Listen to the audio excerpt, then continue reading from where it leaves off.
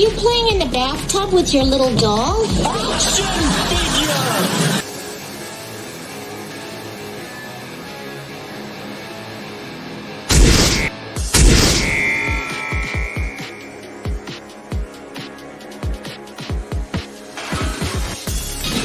You can do it. Wonder Wheel. I don't want to go through life being a Wonder Wheel mother.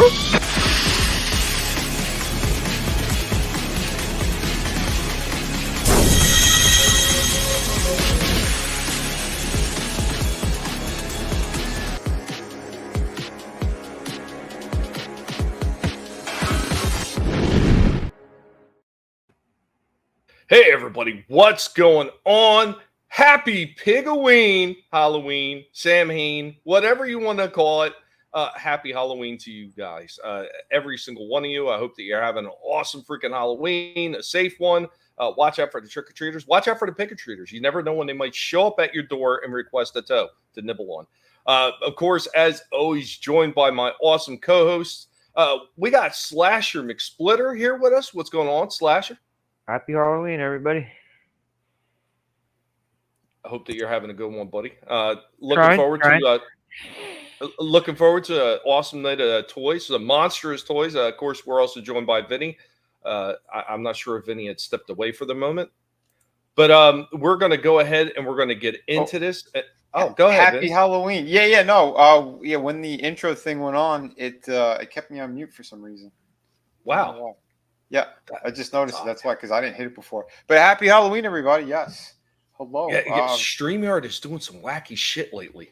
It really is. But no worries. There's a lot of crazy stuff that's happening. But don't worry. We got some really cool figures, I think, for this week. And in fact, I sort of have a Halloween-ish themed one going for you. So we got a very special toy review later. Awesome. Let's go ahead. Yeah, let's say hi. Let's say hi to the trick-or-treaters in the chat. Super fan Adam Shawhand and the Wiener Dog Clan hanging out in the chat. Chaos Hoy in the house. What's up, Chaos? Soul Assassin also in the house. Happy Pig-a-ween. Y'all rejects of society. That's us. Curtis YZ, my man slinging the wrench around. Nice. Samba Go-Go also in the house. What's up, Samba? What's up, yeah. man? If it wasn't for that meddling guinea pig. Y'all think Tommy got those old McDonald Halloween ads? No, I don't have them, but I got something special. Vinnie and I were talking about what best to hit as far as the old school stuff with the toys from the past segment that we've been doing here on Collectable Past. And I think we have a banger this time. We got another interesting one. How many people remember this? This franchise was only around for a year, maybe two. There really isn't a whole lot of information about exactly when it ended, but it didn't last very long, surprisingly, because at first it was a pretty big hit.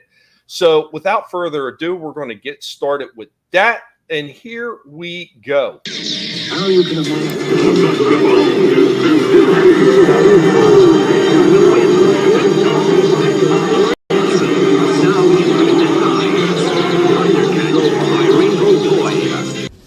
Greetings, humans.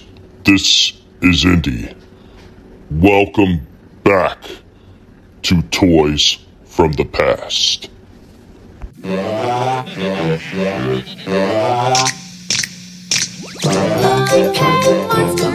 Today, on Toys from the Past, we will be delving into another franchise that was created by American Greetings, looking to capitalize on plush toys aimed at boys, something that was not very typical of a lot of toy companies.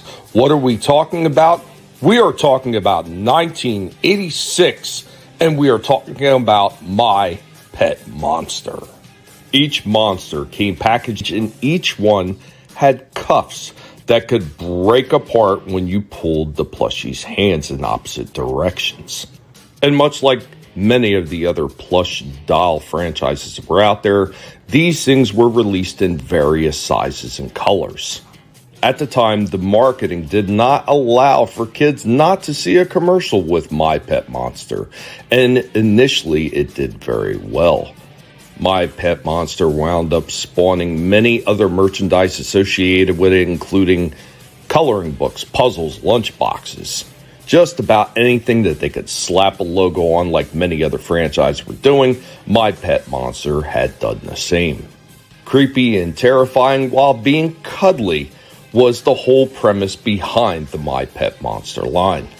And like many other toy franchises at the time, My Pet Monster did spin off into a TV show. Unfortunately, this TV show only wound up lasting one season. The show took the idea of the cuffs that were on the toys and made those so when Max put the cuffs on his My Pet Monster, it turned him into a plushie doll so he could hide them. There was also a direct-to-video live-action movie that was made in 1986. The movie did change a lot of what was already established by having a different approach, by having a boy become the pet monster after being exposed to a statue. Of course, like many other franchises, redefining what was already established usually doesn't end well, and this movie failed to garner the franchise any more attention or marketing power. After just over a year, My Pet Monster died out. But in 2001, a company named Toymax released a 22-inch talking version. Like many other franchises that have been resurrected as of lately, who knows if we'll see My Pet Monster come back again. That was a good coverage on that. Did that movie? It was like, didn't they have a version of the toy that came with the VHS of the movie? That I don't recall seeing anywhere. I don't know. Okay. So, what's going on, Bad Take Bojan? What's doing, up, Tina? dude? Soul Assassin is worried that the pigs have learned how to control AI. What's up, Tree Rock? You never had a pet monster? Yeah, I have one in back, and unfortunately, I was going to film it for this, but I could not find it in time. And I Do you still have the cage, the box? Was it the box? Actually, you know, I thought the box was a cage. No, the Boglins had the cage. It was Boglins. Okay. Yeah, Boglins had the cage. Like I thought they had a cage too. No, Yeah, I they thought just they had did the too cuffs. for a minute. Yeah. So the one picture I was shown with the My Pet Monster in the box, that's literally how it came, just like that. And the one that they were showing in the box, the blue one that I kept showing over and over again, that's the one that I had somewhere in the back. No, the blue one. The blue one with the green nose. That's the one I have sitting there. You showed a picture of one with the helmet. I thought it was a football player. It was. Oh, okay. Nice. I had the blue one as well. In fact, I had him twice as a kid. And the extra one for Halloween, I cut the face off of it and try to wear it like a mask. Bad idea. The inside of it had pieces sticking all over the place, and I was like pinching my face and stabbing myself in the face with the inside of his mask. It was horrible. Turned it from My Pet Monster to My Pet Hannibal Lecter. What the hell? It was almost good. I'm like, oh shit! I was trying to do something different. I'm like, oh, this would be great because the face was kind of perfect for Halloween. I'm like, damn it! It didn't work out. My head was too big. Well, Soul Assassin, seen a new toy franchise now, and like I said, I showed the Super 7s at the end. Mm-hmm. Yeah, I didn't even know that they had made those. So Super 7 made little My Pet Monsters too. If I would have seen those out in the story, I would have grabbed one. The other one I did see is Pop.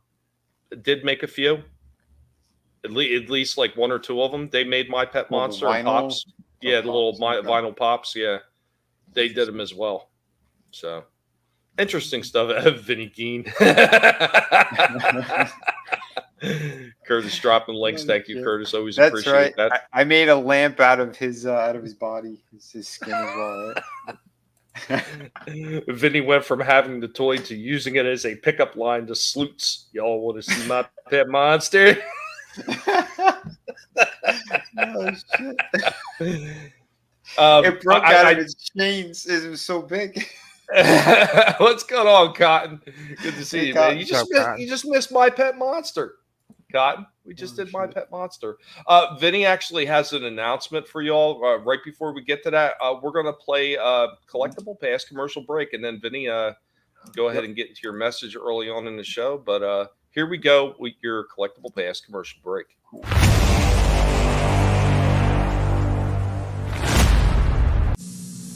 After these messages, we'll be right back. My Pet Monster. He's bigger than big. When he fights battles, he always wins. And he's your friend, too. He breaks his chains. Put him on you and break away, too. With My Pet Monster, you're busting loose. He's big. And scary. And helps people, too. And he's your friend, too. My Pet Monster plays all day. Tough. Awesome. Looking great. And all your friends will want him for their friends, too. My Pet Monster has breakaway chains from Amtoy and American Greetings Company. Hey, a monster pet. What's that? A monster pet has puppet action. Chain up for action. Get a monster pet. They're tough. But monster pet's a good pet too. And so friendly. But look out. They'll get you. Uh-oh. Beware of monster pets. My Monster Pets have puppet action features. Part of the My Pet Monster collection, each sold separately with breakaway chains from Amtoy. Now, back to our program. That What reminds me. the hell was that second one? I never saw those before. Those Me things neither. are fucking frightening. Those things are creepier looking than My Pet Monster. Yeah, they were. I remember we had there was a little cousin that came over. It was like some family gathering shit, and we were showing some like the older ones, the My Pet Monster, and the little one was kind of like afraid of it. So their siblings decided to, hey, why don't we strap the cuffs on them and leave them in the dark with My Pet Monster. That kid screamed so loud when we put the cuffs on, and it's like you can just swing your arm and you'll be free. The kid didn't understand; it was just flailing their arms anyway. Fucking They broke screaming out, like and that they part of ran the up- Sixth Sense when they pushed him in the fucking room and locked him in there. Yeah, pretty much. I was like, holy shit. Yeah, that was wild. But yeah, I did want to. It's not toy related whatsoever, but I am dropping the link here, so I hope that the link does work. Please let me know if it does. Yeah, I got to show this because I've talked about this before on a couple of different streams. We had a family friend.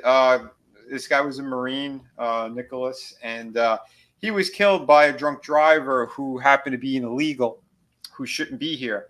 And that illegal is going to be up for parole unless we get enough signatures. So if you guys could help out, you might be prompted to donate. You don't have to donate, but at least I think to complete it, you have to share it.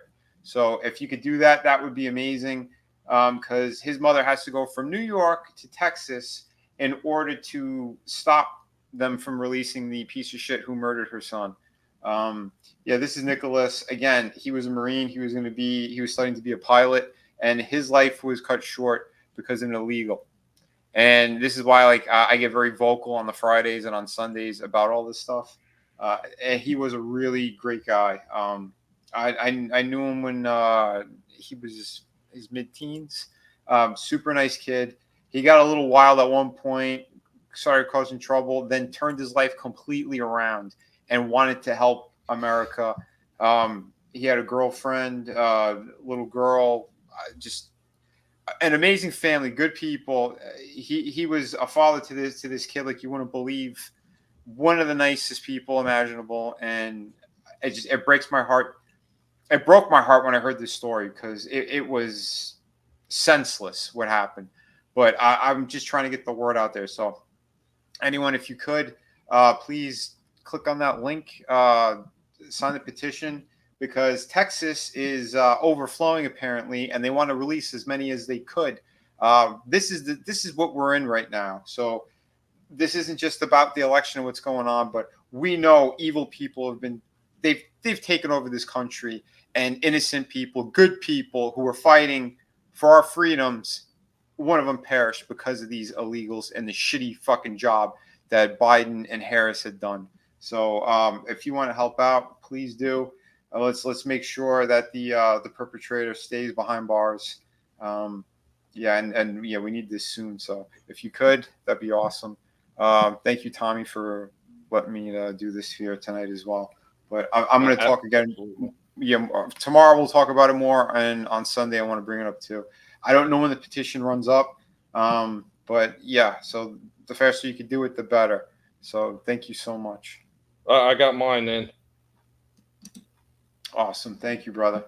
I appreciate that. I reshared it too because there's a link to reshare it, so that's done and done on my end. Awesome. I got mine, and I didn't have to comment or anything, right? I could just sign it, right? Yeah, right. You can just sign it. Okay. Yeah. Okay. Got it. Thanks, guys. Much appreciated.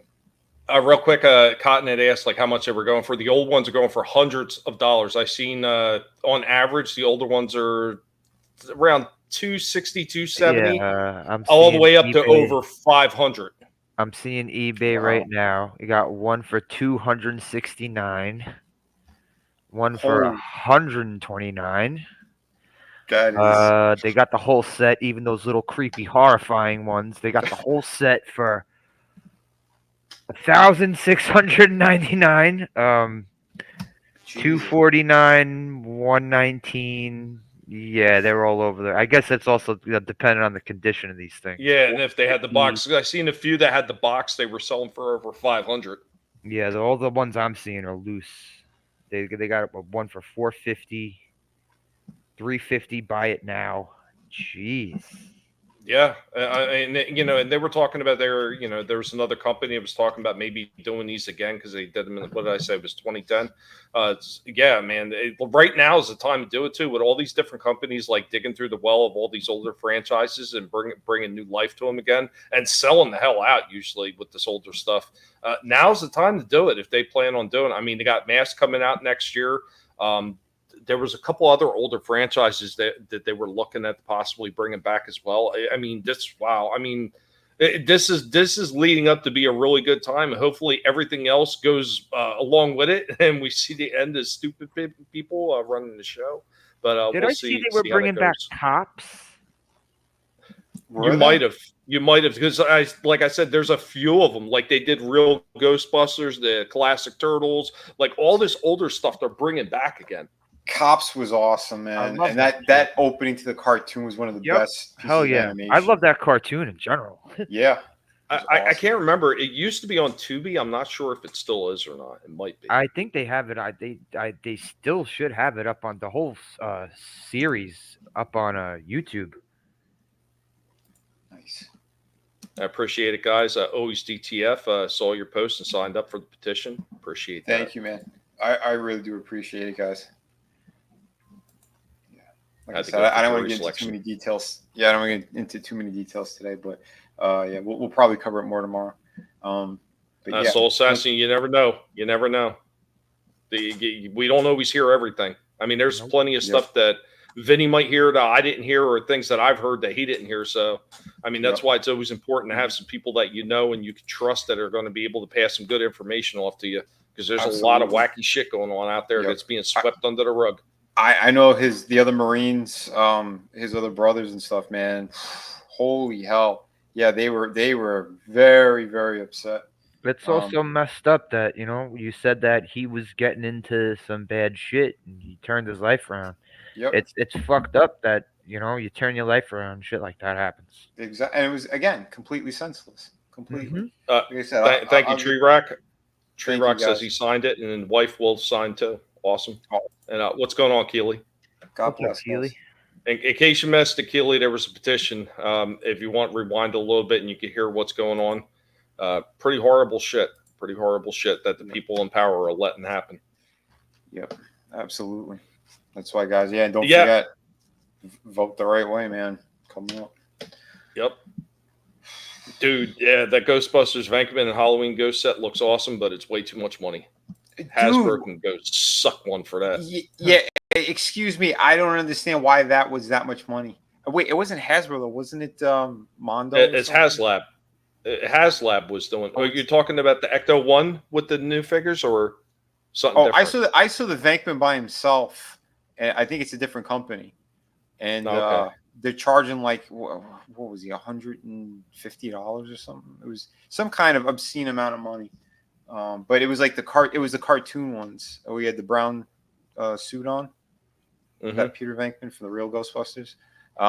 Yeah, it looks incredible, but yeah, I don't understand why it's so expensive. Yeah, Vinny, do you remember that Cops had a DC series? That DC was putting out Cops comics for a little bit? Yeah, actually, we had a few. We had a couple of those. I remember one of my friends had a couple issues. I never picked them up, but it didn't last very long. The show didn't even last very long. Yeah, which is A kind of lot of crazy them because it was pretty awesome.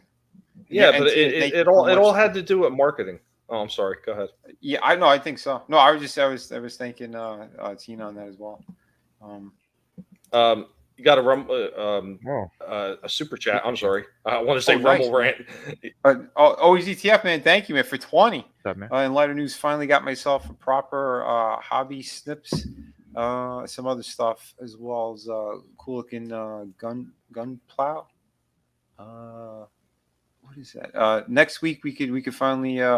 Oh yeah, the miniatures and all that. Oh yeah, man, awesome, dude. Yeah, I'm looking forward to seeing that thing too. What was the name of that again? That female piece that you got that had all the extra pieces on it. It had like, what was it, like that? It looked like cat armor almost or something. That thing was badass. Oh, you showed it. You showed it a couple last days week. ago, right? Yeah. Yeah, Yeah, dude, that thing looked amazing. But yeah, I'm looking forward to seeing some of the stuff you got going on there. Because yeah, I don't know too much about miniatures and some of those kits, but I've been blown away by some of the ones I have seen. Yeah, and what you tagged me and looked pretty damn amazing. A lot of interesting stuff. Thank you for the super chat. Thank you, man. We have this for you. Hey, Prime, what do you think Megatron's gonna do to Starscream? Nothing gentle, I would say. Well, on an even much lighter note, I'll give you guys the special one then. Here's sort of my Halloween costume / toy review. So this was courtesy of Tommy and the Guinea Pig Collective. Oh, he said real quick that Commander type Fenrir. Yeah, that's right. Sweet. Yeah, definitely tag me, man. And yeah, if you want to pop on, let us know. Yeah, I'd love to see that thing. So here we go. This was courtesy of Tommy. He was sitting on it for a minute, but he finally got it into my hand. So here is the channel's mascot, and I'm just gonna play the full voiceover because I did it in character just for you guys. We got good old Hans Cockfin action figure. I just got this gift, this mascot for the channel. We got good old Hans Cock, the figure. That's right, everyone. It's me. I'm back, the source of all entertainment news. So take a look at my action figure. They got me in all my glory. Here I am in the packaging. I can't breathe. Someone open this up, please, before I meet good old Princess Leia in the afterlife. You know, floating in outer space like Mary Poppins. No, I'm kidding. This is an older figure. But look, it's me, Red Hulk. Oh, wait, not yet, but soon. Anyway, yeah, there's the packaging. It's quite simple. I want to thank Tommy and the Guinea Pig Collective for sending this on over to me. I am a figure, an action figure. Woohoo! Look at all that nice artwork in the back. Excellent stuff. 2015. Holy crap. And I was old then. Anyway, here I am out of the package and looking pretty spiffy. Look at that turnaround. Nice leather jacket. Pretty good work on that. I just forgot my black mask. We might have to fix that soon in post. But anyway, yeah, here I am, looking all pretty, holding my blaster, you know, with one hand. Usually the ladies need two hands to hold my blaster. Just ask Princess Leia. Yeah, she's sleeping with the Wookiee right now. In the afterlife. Rest in peace, Princess. We're old. Anyway, back to the review. I gotta say, I'm part of a company I don't much like or care for, but they made a figure of me that's halfway decent. So I hope you guys enjoy it. These Black Series figures, they're not half bad. Sometimes some of them are all bad, but this one's okay. The likeness is all right. Look at that. There I am. The nice lighting, and you could see all of my wrinkles and my crooked face and all that jazz. But I'm a star, damn it. I don't know. I think they made 1,000 different figures of me, but this is the first Hans cock figure you're ever gonna get. You could pick this one up at Ollie's for $10 or less. Oh, look, they even got my diaper right. Look at that saggy, droopy bottom. Jesus, I'm old. Look, it looks like I filled up my britches. Unbelievable. Look, the bottom of my pants are like skinny jeans. And then the top get a little poofy. Crazy. I don't know who designed the outfit, but I guess it's okay. Neck range, I could look down like an old man looking at his testicles. Side to sides, just all right. Arm goes all the way around, no bicep cut. We got a swivel by the elbow. We got a hinge at the wrist. Not the right kind, but it'll do. And this really, really ugly diaphragm joint that cuts my shirt in half. I can't do any splits. I could barely get off of chairs. My legs are so bad. Anyway, the knees, yeah, not much range, but you don't need that much for a figure who's in his 90s. Ankles swivel side to side. We got a little bit of the pivot and all that stuff. Not too bad. Look at my blaster. That's what I tell all the ladies. Look at it. Look at it. It's all limp and flaccid. No, I'm kidding. But it can't even get in its holster. Look at that's bad design. I tried to force it, but I guess I need some lubricant. Unbelievable. Anyway, it is what it is. I'm not gonna keep it in my thing there. I'm gonna hold it in my hand like I should. Anyway, here I am with the young kids here. There's Mara Jade. There's I don't know who he's supposed to be. I guess I'm kind of an apprentice of Darth Vader. I shouldn't know he exists, so I can't talk about that guy because I don't know. He disappeared along with his entire canon when Disney took over and destroyed a lot of Star Wars. But anywho, there he is. There she is. There I am. I don't know where I am. Where's Lando? Is he still humping the Falcon DeLorean thingamajig, my ship? Anyway, I hope you liked the review. I'm not going to give you a score from 1 to 10 because we know what the Black Series figures are all about. Be sure to pick up my Volume 3. Really nice. I hope you guys enjoyed it. Emo Han, Goth Han, and Stiff Han does zero yoga. I forgot half the shit I said when I did that review. Oh, man. Why did they do that? Why did they put that fucking waist thing in their stomach? Like, I don't know. The waist turd goes at your fucking abs. It's fucking stupid. Whoever was responsible for designing those figures and their articulation, they should be beaten. With a bag of rocks and potatoes. I don't know. You're not wrong, Soul Assassin. The archive figures. I mean, obviously, this is one that's been sitting in Ollie's for a while, and I picked it up for Vinnie probably, God, what was it, close to a year ago now? I think so. You got to sort of like for a joke because I was doing Hans Cock a lot. So, I mean, it's fun. I'll probably end up using him for like comparisons on figures with height and shit like that. There you go. I wait a minute. Have you played the Force Unleashed DLC? You play Star Killer on Kicking for you. I don't remember the DLC. I have both games. I don't remember the DLC though.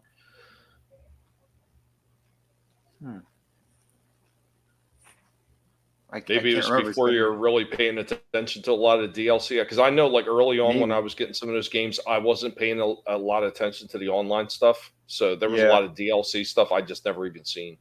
That's true. I know there were like a lot of skins that like you could actually play as Han Solo or Boba Fett. Like I know they had those options that were pretty cool.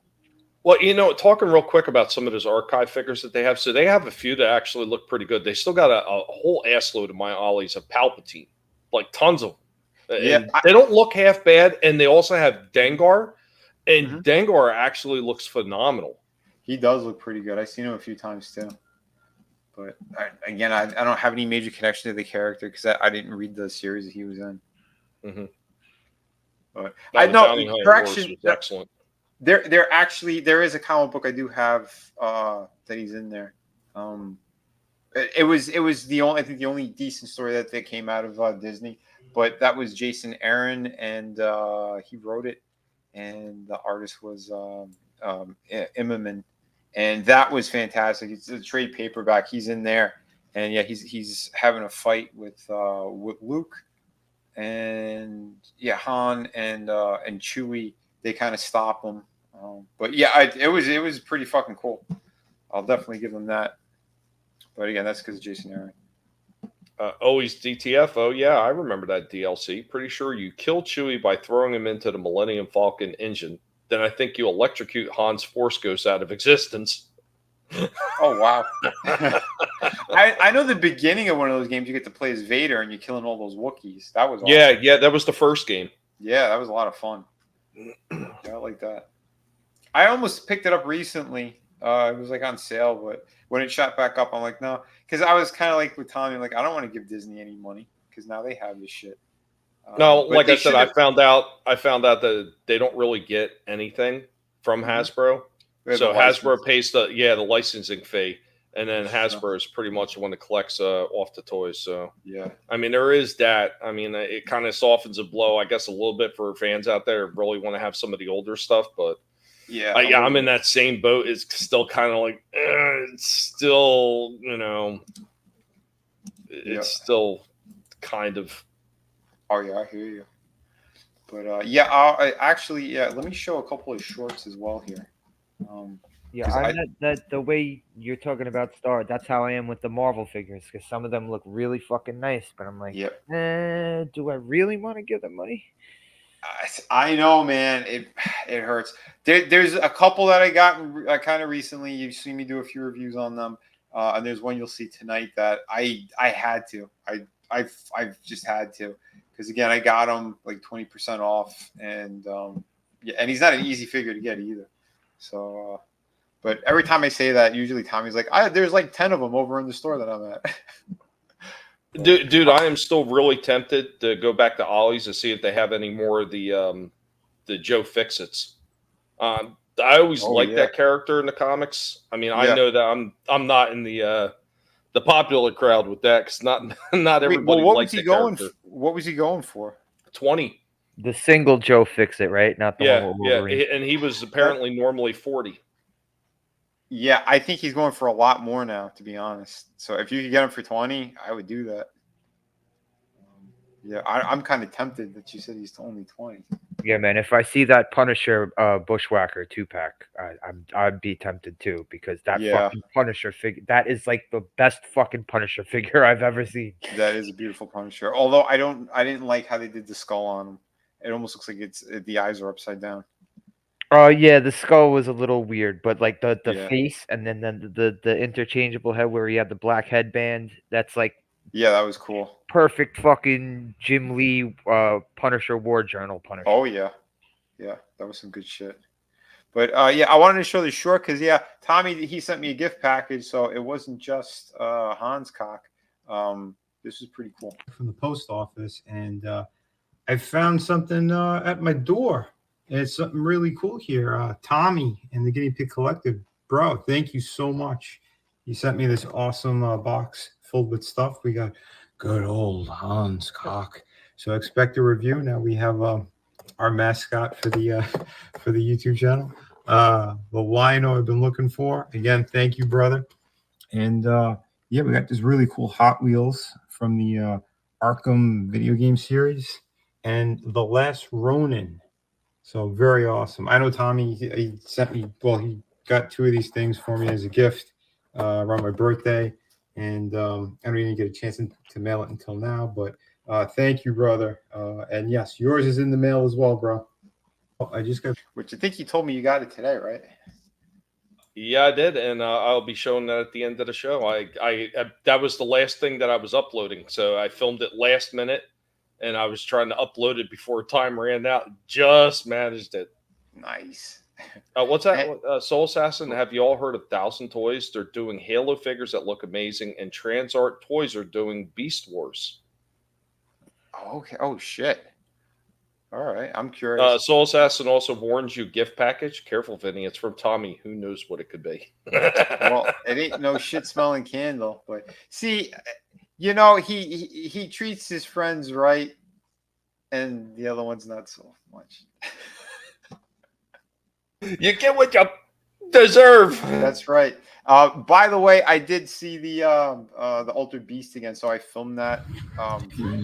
I'm pretty sure I had it up, but maybe. Oh, awesome! But yeah, yeah, here he is. I didn't see the new ones, but the dragon. They didn't have the dragon. Yeah, I didn't see the dragons yet. I don't know if they're out in stores yet. The Altered Beast. He looks cool, but the dragon looks way better than him. Yeah, like I said, they're nice, but they're so tiny. Like, I think I put my hand next to it and you can see. Those look pretty good. They're very small. There's a new elf. There's the elf. I was very tempted with this guy. Dude, I uploaded him in my store and I was like, damn, I want to get him. I know. I mean, with the TV, all the shit that he comes with, I mean. On the TV.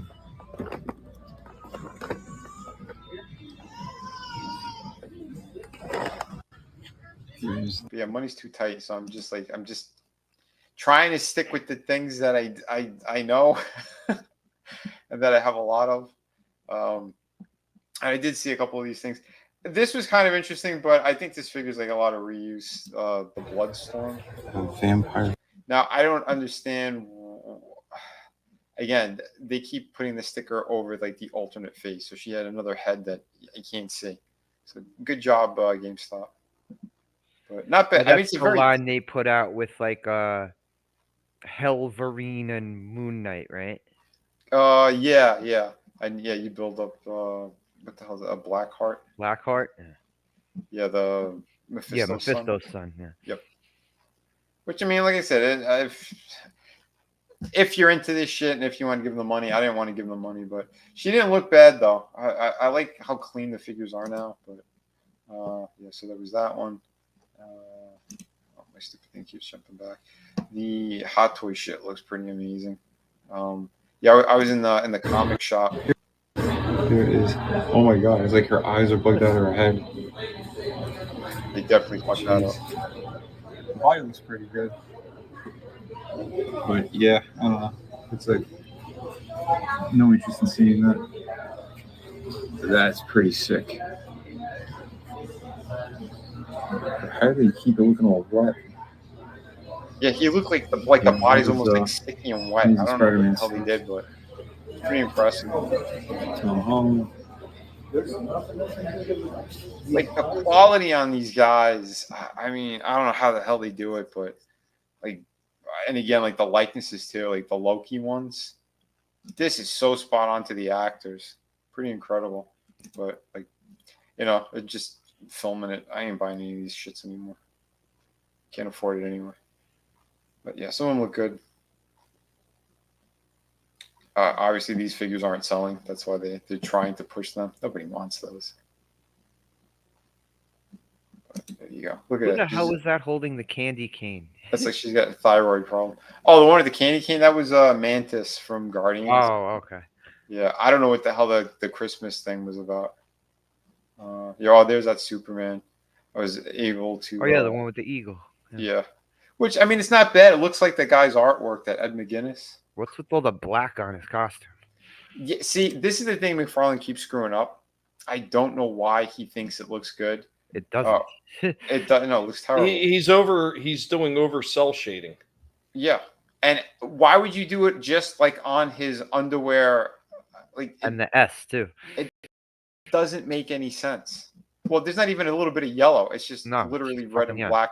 I think in that series that's what it was, but he did have the red underpants. They weren't black. So pick a fucking lane. Like, what are you doing? Because this little strip of red, like, sorry, that's not cell shading. That's just, it's a really bad paint job is what that is. You know, it's weird. But that's what he does. The eagle looks pretty and besides the fact, if they were going to do cell shading, it should have been straight lines across what would be that I guess you would say that, like the underwear lines, like running straight across. You wouldn't just fill the whole damn thing in. They always do it wrong, because if they don't do that, they put the line straight up and down like it's pinstripe.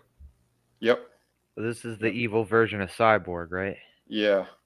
Yeah, I wasn't really familiar with them because I was Grid, I think. Yeah, I wasn't Grid. buying any of those. Deathstroke looks all right. Yeah, Deathstroke was pretty good. Although I don't like the regular unmasked face. Nah, I don't either. But the the traditional look you can get him in looks awesome. So there you go. Oh yeah, this was the other Hot Toys. This thing was amazing. I wanted to break the glass and take it. Dude, I wasn't expecting that with the full kind of diorama base.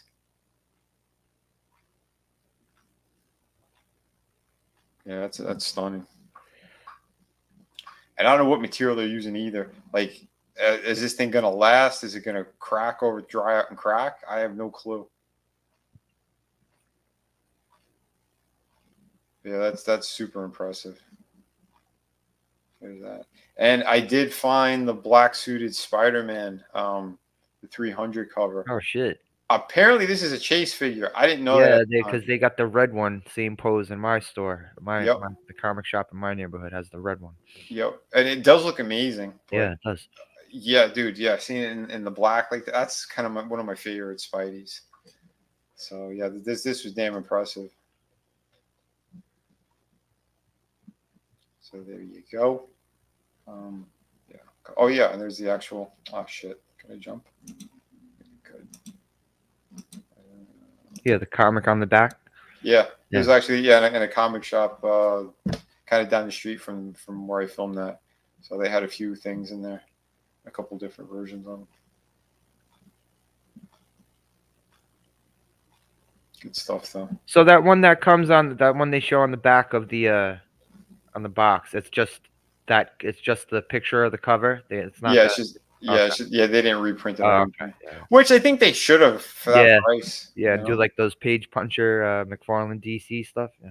Absolutely, that'd be fantastic. Why the hell not?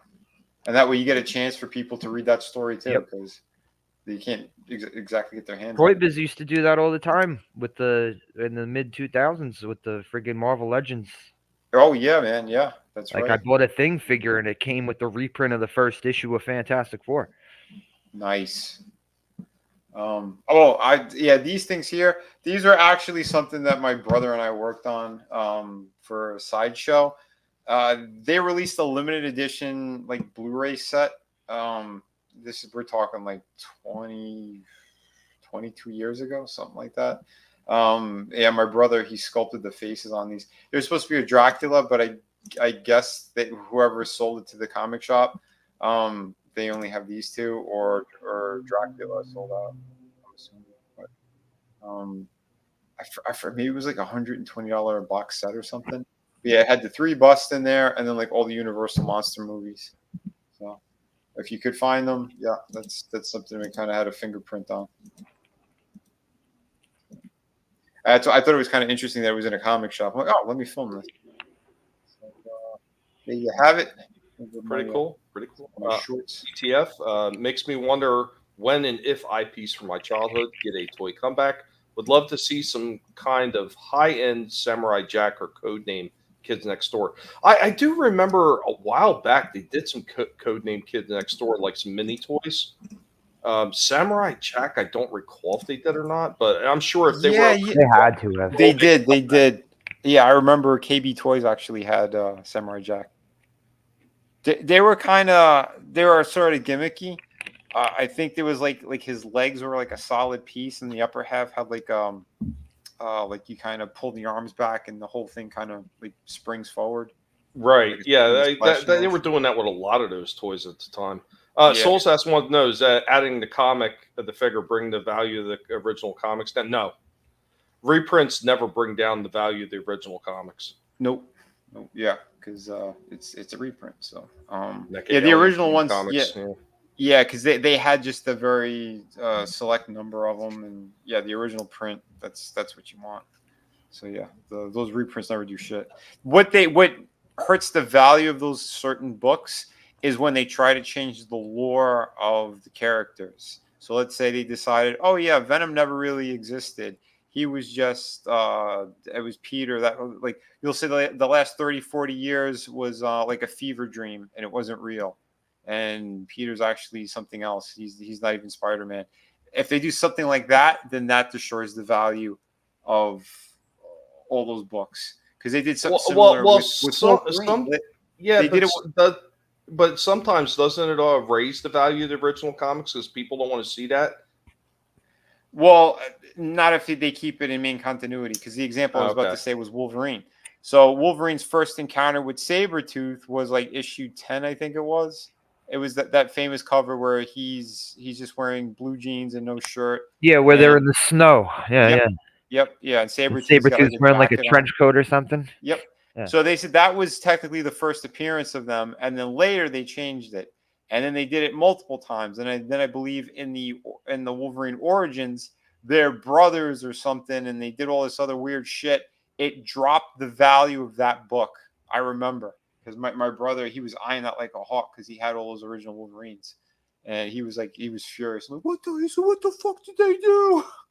Well, here's one I'm pretty sure both of you guys remember. First appearance of Sabretooth. Iron Fist. Yep. Iron Fist #1. Yep. 14, I think. I think it was 14. I thought it was #1. Let me see. I mean, I might be mistaken. I'm pretty sure I couldn't tell you the number. I don't remember that. I'll see. You look it up. I'm going to play this one. This is actually, I'm not a fan of Dragon Ball. It was just something that I was. Yeah, Iron Fist 14. Oh, it was 14. Okay, cool. But yeah, Dragon Ball is something that I never got into because I guess it was a little bit older when it came out and never kind of went back to look at it. But Walmart does have a good selection of Bandai figures and stuff like that. So I want to see. This is what I normally see in a couple of my Targets, like all this. Wow, my Targets are loaded with stuff like that. That too. I just seen that they had him. They had Godzilla. They had King Ghidorah. Those things look incredible. Yeah, that's why I filmed this. I know Tommy, like you probably. Well, I'll be showing something a little later that's Godzilla related. I don't know if you've seen those ones or not, but that'll be in the toy break a little later. Nice. Really interesting Godzilla figures, and I managed to pick up the whole set of them. Awesome. Sweet. Yeah, looking forward to seeing those. So there you go. I almost forgot to show that one. But yeah, whoever, Slasher or Tommy, who wants to go next? You want to go, Tommy? No, I could go again. I got plenty of stuff prepared. Okay, so leaning back into spooky time, I got this guy prepared right here. He's in 2 parts, though. The second part is really short. It just, there was just so much to unpack on this figure that I couldn't get it in a 3-minute segment. So here we go. Halloween, it's Pigween time. So, of course, there's going to be horror figures. Trina, where you at?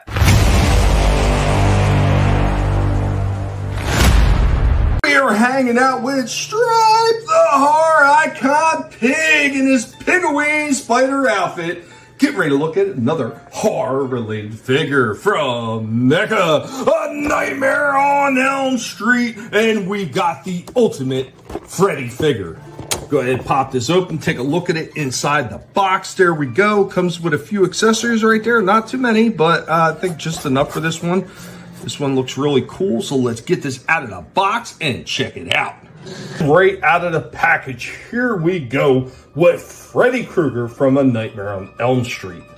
Right here you can see the movement in the arms. They go up a decent amount, and of course they turn back and forth. Single jointed elbows. It don't go very far, but like some of the other older molds they did, it does have a ball so the arms can turn sideways right at that elbow joint. The hands can turn and pivot ever so slightly. There's not a whole lot of pivot in these because of the way the ball joints are in these things. They actually don't have an actual pivot point. You see, Freddy does have a waist turn and a little bit of a diaphragm cut to be able to get him to lean forward or backwards. Freddy, however, does have a fair amount of kick up. Almost no kick back, but a decent amount upwards. So with the help of a BattleBots controller, we got Freddy down to a semi-kneeling position.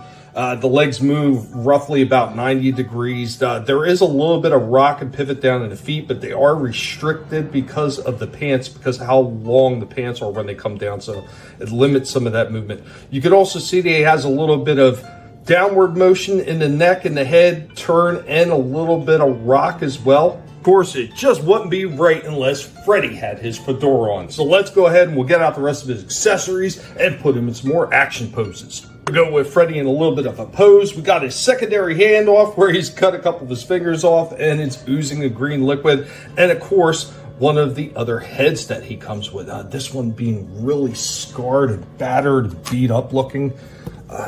It's pretty sharp looking. You can see that the hand right there, it doesn't look bad, but if you compare it to the hand that he normally comes in, this looks like a plain human hand. Like, I don't know what they were thinking. It's like they didn't put any kind of paint washes on this whatsoever.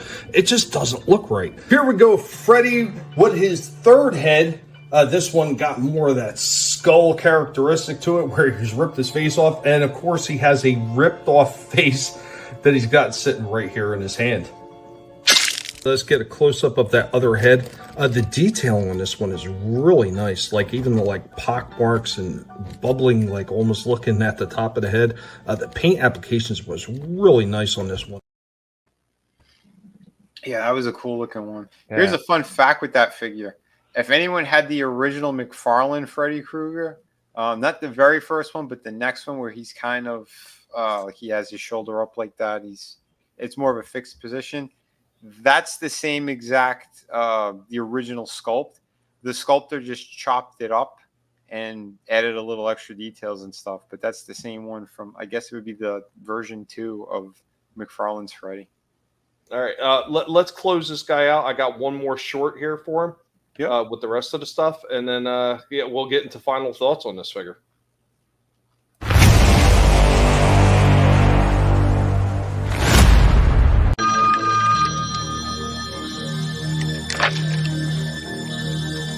I'm your boyfriend now, Nancy. Freddy's last accessory is the little telephone here, the corded telephone with the tongue sticking out at the end of it. It's not the greatest looking accessory. I mean, it's all right. I think they should have put a little more detail work into that. They usually do, but this one I think they kind of missed on. Anyway, guys, that is all we have on this Freddy. I think this Nightmare on Elm Street figure looks pretty good. There's a lot of good detail in there. There's a few things they missed on articulation. Probably, once again, this is an older mold by them. But overall, I think this one aesthetically is pretty good, all except for that one normal hand that comes with them. It just looks too human. It doesn't look burned up. It doesn't. All they had to do was a little bit more paint washing on that. I think they really just missed the ball. It's probably a reused hand. But overall, a decent looking Freddy. I would say that I would give this one an 8.5 out of 10. That's what the collective is given to this one. We hope that you had a good one.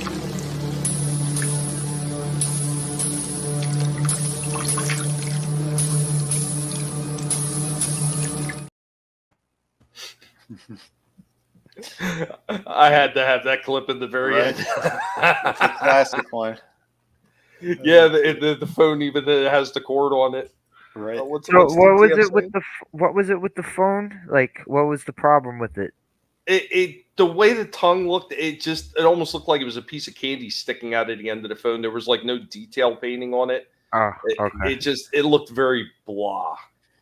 It was a weird accessory to put in there, to be honest. I think it's funny that they put that in there. Actually, it's weird though. Like, if you make a Nancy, then yeah. Yeah, it should. Yeah, that should come with the Nancy figure. Yeah, that's what I mean. Always DTF. Stripe reminds me of a video I seen where people dressed the dog as a giant spider and let it run around. Funny as hell seeing people freak out. That was great. I see some good ones. Did you guys see the one with the turtle? They put on one of those little mini skateboards. Yes. Oh. He was chasing the cat and the dog. It was hilarious. Yeah, right. How to torment their victims. Yeah, Stripe is good at that. That's why he's the horror icon big. You like this one though, Vinnie?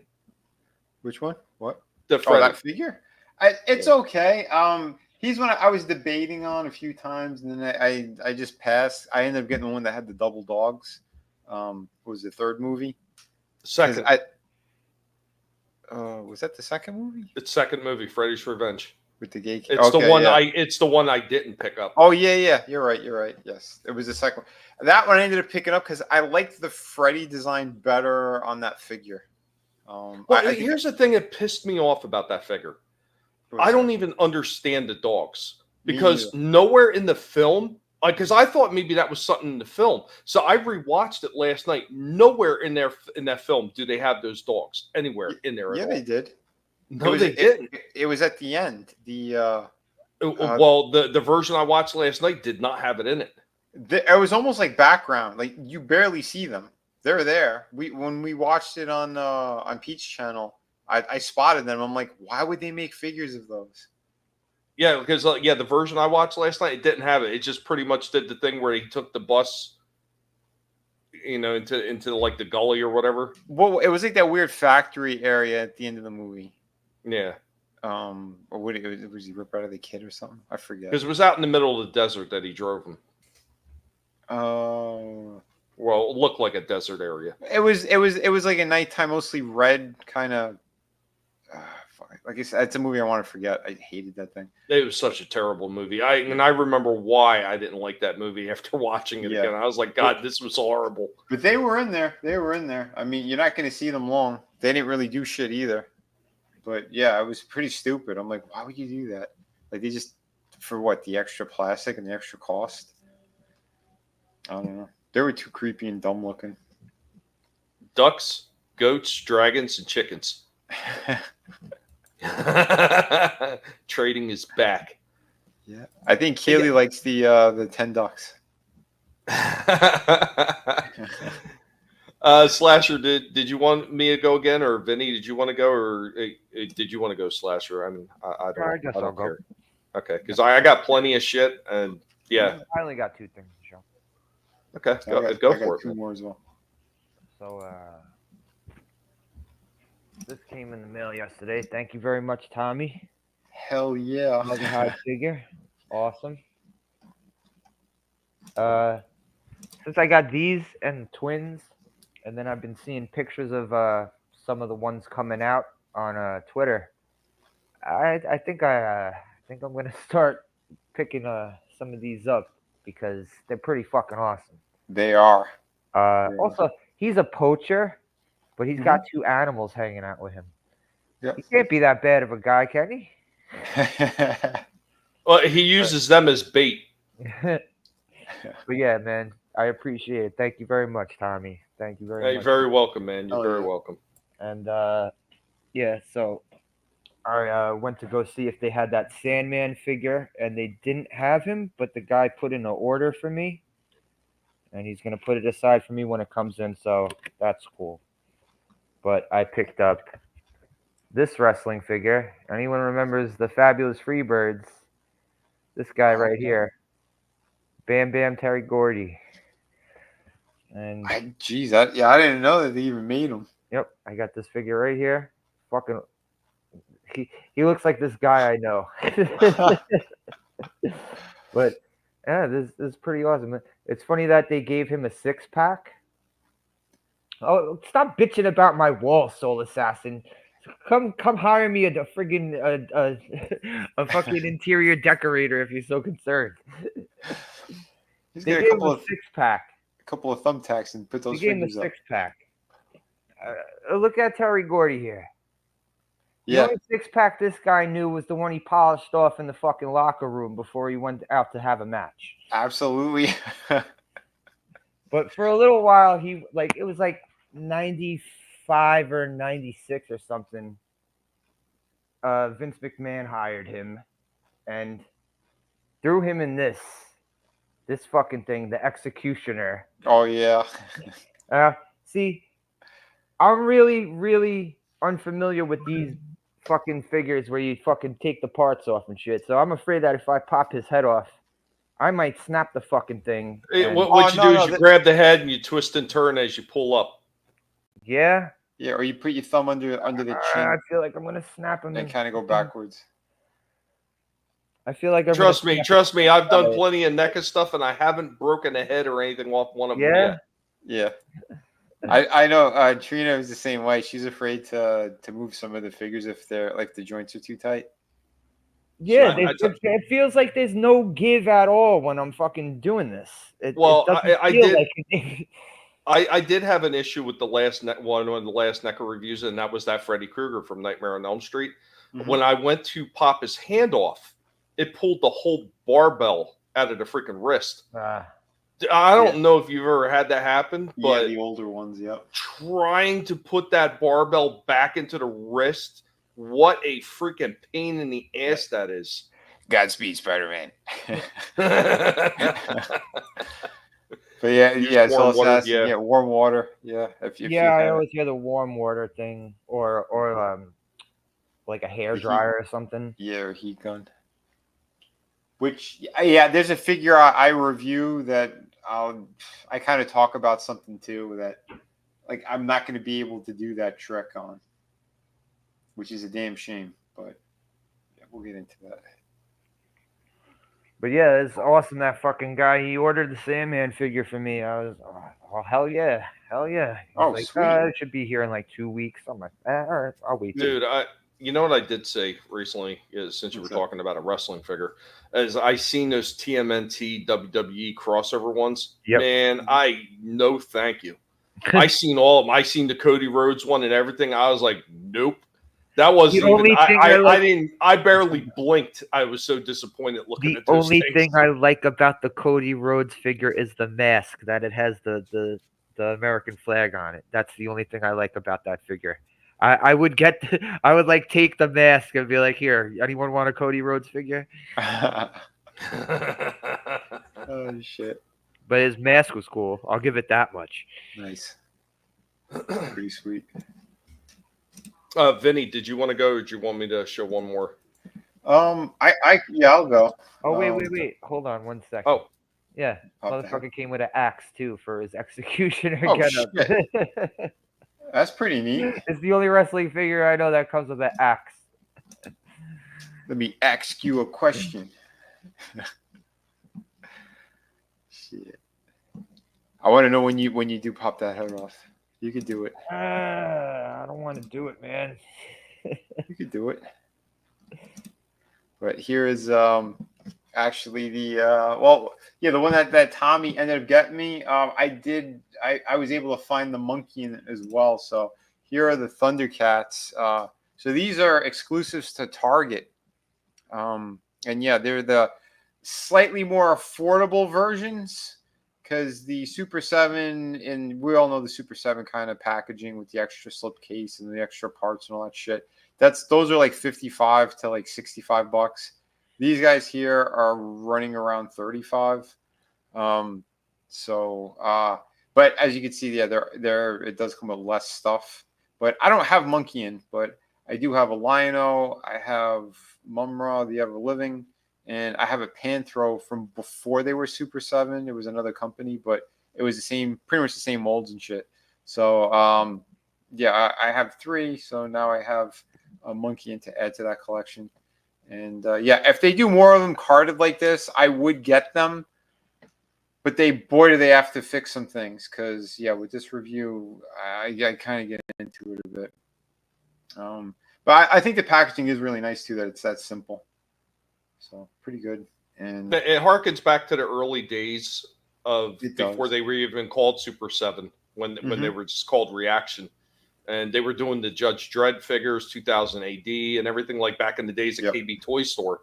And it was very simple packaging like that, and they were pretty affordable, and overall they were really nice toys. I still have my Judge Death, and that thing is held up very, very, very well. When did they put those out? You said KB. That shit hasn't. Yeah, this was like in the 90s sometimes. Sometime in the 90s. I will say, this Lion-O, there was a reason I was looking for him because I do like the aesthetic that they did on him. He's closer to what you would see out of the cartoon. The one, especially his hair. I see it. His hair, the skin color. It's a brand new sculpt all around, and I think they did a really nice job with it. Yeah, Thundercats, yeah, true classic, absolutely. And I love the more animated feel of Lion-O. Plus, they gave him like the awesome kind of articulation and the diaphragm that I love. And this one has the proper wrist joint as well, so you could actually put the sword up in the air the way you're supposed to. But this figure does have some issues, and well, they both kind of do. But yeah, I'll get into it during this. But yeah, overall though, the coloring, everything they did was great. Because the other Lion-O I have too, like he has kind of like they made him like they sculpted in fur, kind of like all over his body. I think this one's all super smooth, and it's more of like the kind of human peach colored kind of skin. But the head too is very accurate to the cartoon. Monkey is pretty damn badass, but he has one specific issue that kind of drives me crazy when I'm trying to pose this damn thing. Lion-O has two problems that really pissed me off, and it has to do with joints that will not move. It was very upsetting because like he looks amazing, and I know the articulation is kind of limited as is, but with these two problems, yeah, man, they got to go back to the drawing board with that. But it's his right shoulder. I cannot hinge that up or down. I could rotate it up and down, but the right shoulder, I might be able to move that with heating it up, but the other issue I can't.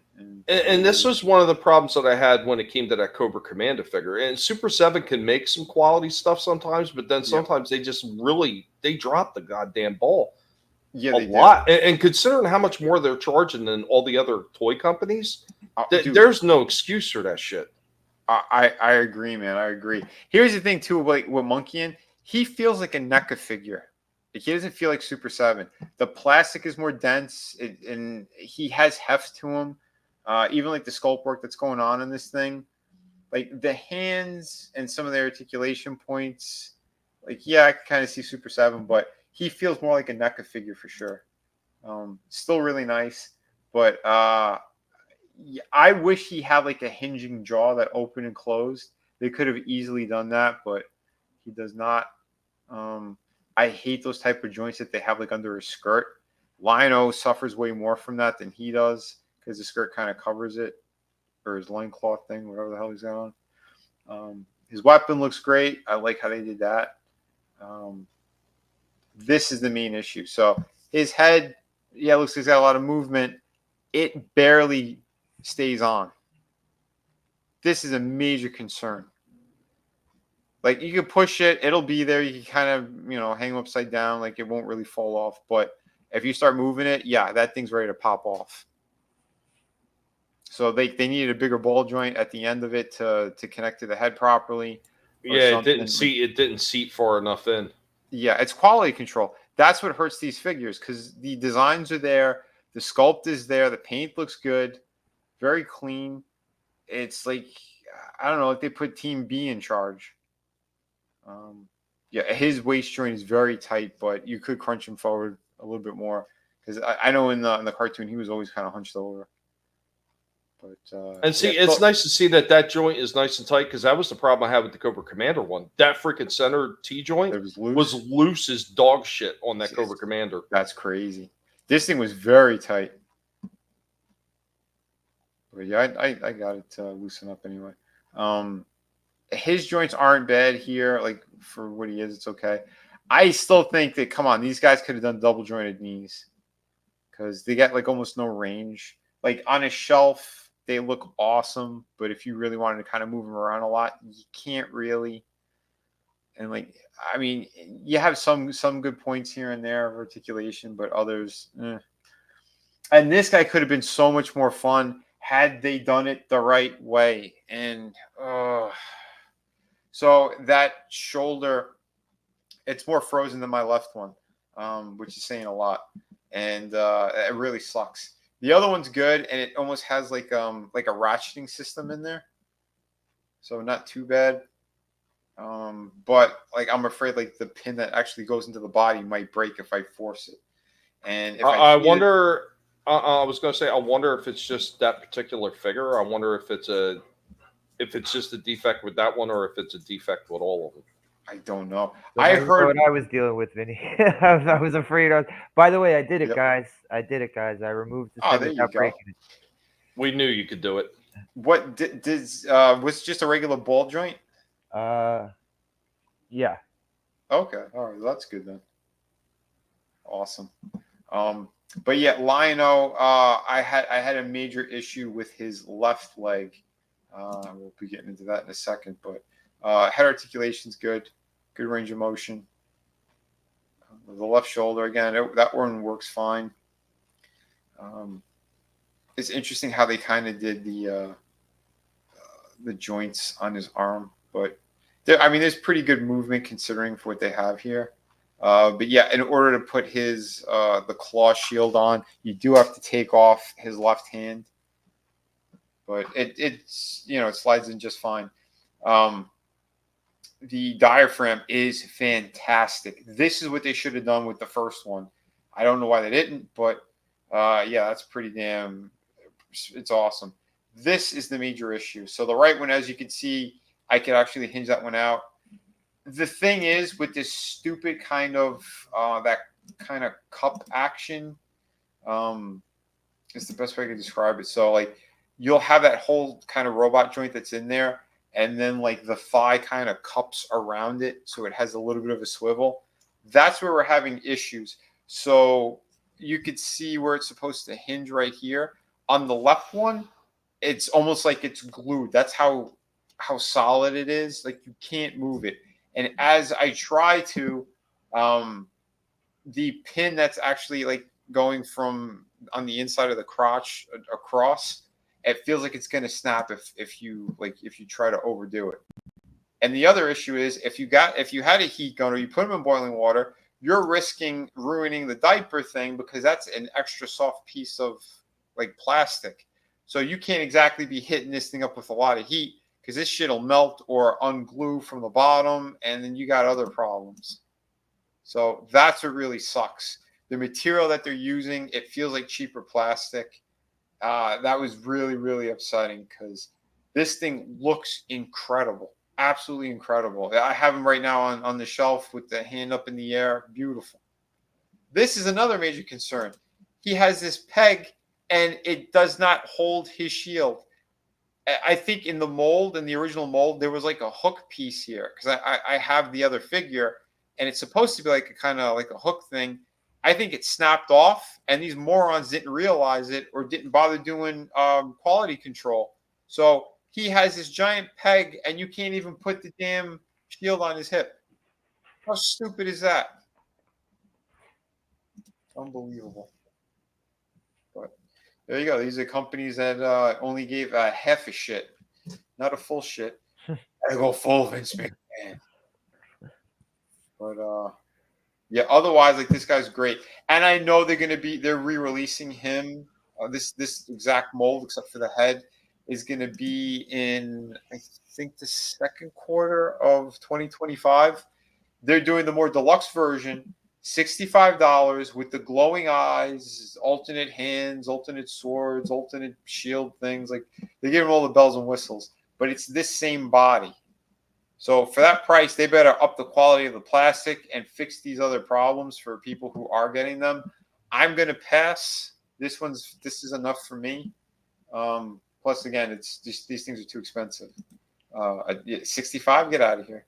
35 is more reasonable, but realistically, these figures should have been about 20 to 25 range. That's what these should have been, especially with the issues that they have. Because something like his head and this guy having these problems, because I saw another toy reviewer had the same issue with Lionel's left leg, that it wouldn't move. I don't know about the shoulder, but I know that the left leg that's sort of a theme now with this figure. So not good. These things are sculpted beautifully. They look awesome, accurate. Quality control is what's hurting these figures in a big way, and that's kind of shitty. But again, if they release the other ones like this, I would probably still get them just to kind of complete, the Thundercats at a more affordable rate because of the $55 to $60 range. That's why I'm not getting the other Super 7s. Well, see, I think at the $35 range too, they can actually afford to like give us some characters that we haven't really seen, like give us like the pirates and stuff like that. Oh yeah. They have done them though. They did the pirates. They did remember the police officer? Yeah, the blonde chick. Did they do the bears too, or was that only in the old line? I think they did the bears too. I know they did the jungle chick. What was it, Willa? You remember she's like Native American looking? Yeah. They made her. I know my comic shop has that. But yeah, I mean, but at this price point and that they're doing them like this, yeah, I'd go ahead, release the rest of them. Like, what are you waiting for? 7.5 out of 10. Had his joints worked better, it would have been probably an 8 to an 8.5 because everything else is pretty nice on it. And this guy's head that keeps popping off. Like, that's right, because of quality control. That's the only reason why we got a 7.5. And if that's unfortunately a problem that a lot of these companies have. I mean, it was kind of like that Freddy figure. I mean, the Freddy figure was really nice, but when it comes down to like the finer details that these companies are just lacking to freaking correct. I know. I mean, like I said, luckily I can still get some decent poses out of them. But, you know, had everything worked the way that they should have, you could do a lot more, you know. I do think they need to change their articulation. I think it's too dated on the limbs. I'm happy that they did the diaphragm, and I'm happy that they did pinless joints on the two of these guys. Because I know the original figures, like the other lino I have, they got like the really big, ugly pin joint on the elbows and by the knee. But so like I said, overall he looks good, but he does have some issues. So that's where we're at with this. I hope you guys enjoyed that review. Awesome. Sorry that it didn't wind up a little bit better as far as quality, but yeah. But you I mean, just like I said, you never know. Yeah, you never know. But like I said, I am very happy I have them, and thank you for finding them for me. Because, you know, just being able to put him with his arm up in the air with the sword properly, and that he could look up with the diaphragm, like that's awesome. Even if he's just like a little statue on the desk, that's good. Cotton was he said he loved Thundercats, but when he was little, but he rewatched it, it doesn't hold up. See, I didn't have that problem. I rewatched it. And I thought it was still fun to watch. Was it a little goofy? Yeah, it was a little goofy, but it was still. I thought it was still fun to watch. There's a handful of episodes. I think later on, like when they bring in those other villains, like the freeze chick, and like the robot guy and all that. Like that's where it kind of got a little bit goofier. But then, like towards the end too, they were starting to get a little darker with the stories, especially with Mumra and all that. And there was a comic book series that they continued it straight from the last episode, and that was super dark. Lionel gets pulled. Well, he's training inside the Book of Omens. Like he gets pulled into it, and him and Snarf are there. And like a good, I don't know, 10 to 15 years went by. And when he comes out, there's like Thundercats that were killed. Wily Kit and Cat, like they're working for Mumra. The girl is like his concubine, like a slave. It's crazy, absolutely crazy, and it's amazing too. Yeah, I recommend if you could find it. Here, Chaos says he has a DVD of the Thundercats. Here you go. I got him in his executioner gear. Dude, that looks great. Yeah, he looks all right in it. He looks all right in it. I like he also came with this goofy singlet too. That I don't know. I don't like the way this thing looks. Oh shit! But, I didn't realize how much stuff they put in there. It's cool like this. What pisses me off is this box. Mm-hmm. He comes with this fucking on the box. He's got this UWF belt. Oh, they didn't Why is it not in here if you're gonna have him on the box with that? That's fucking stupid. Come on, that's a miss. Sons of bitches. That's a huge miss. Lazy sons of bitches. Yeah, I was like, don't then put a picture of him without that fucking belt if you're not gonna give it to him in the fucking figure. Right. That's the way it should be. All right, I got another one for you, horror related again. Ooh, hell yeah! So I kept the oldest movies up at the top. So, guys, let me know what you think about this one. Happy Halloween!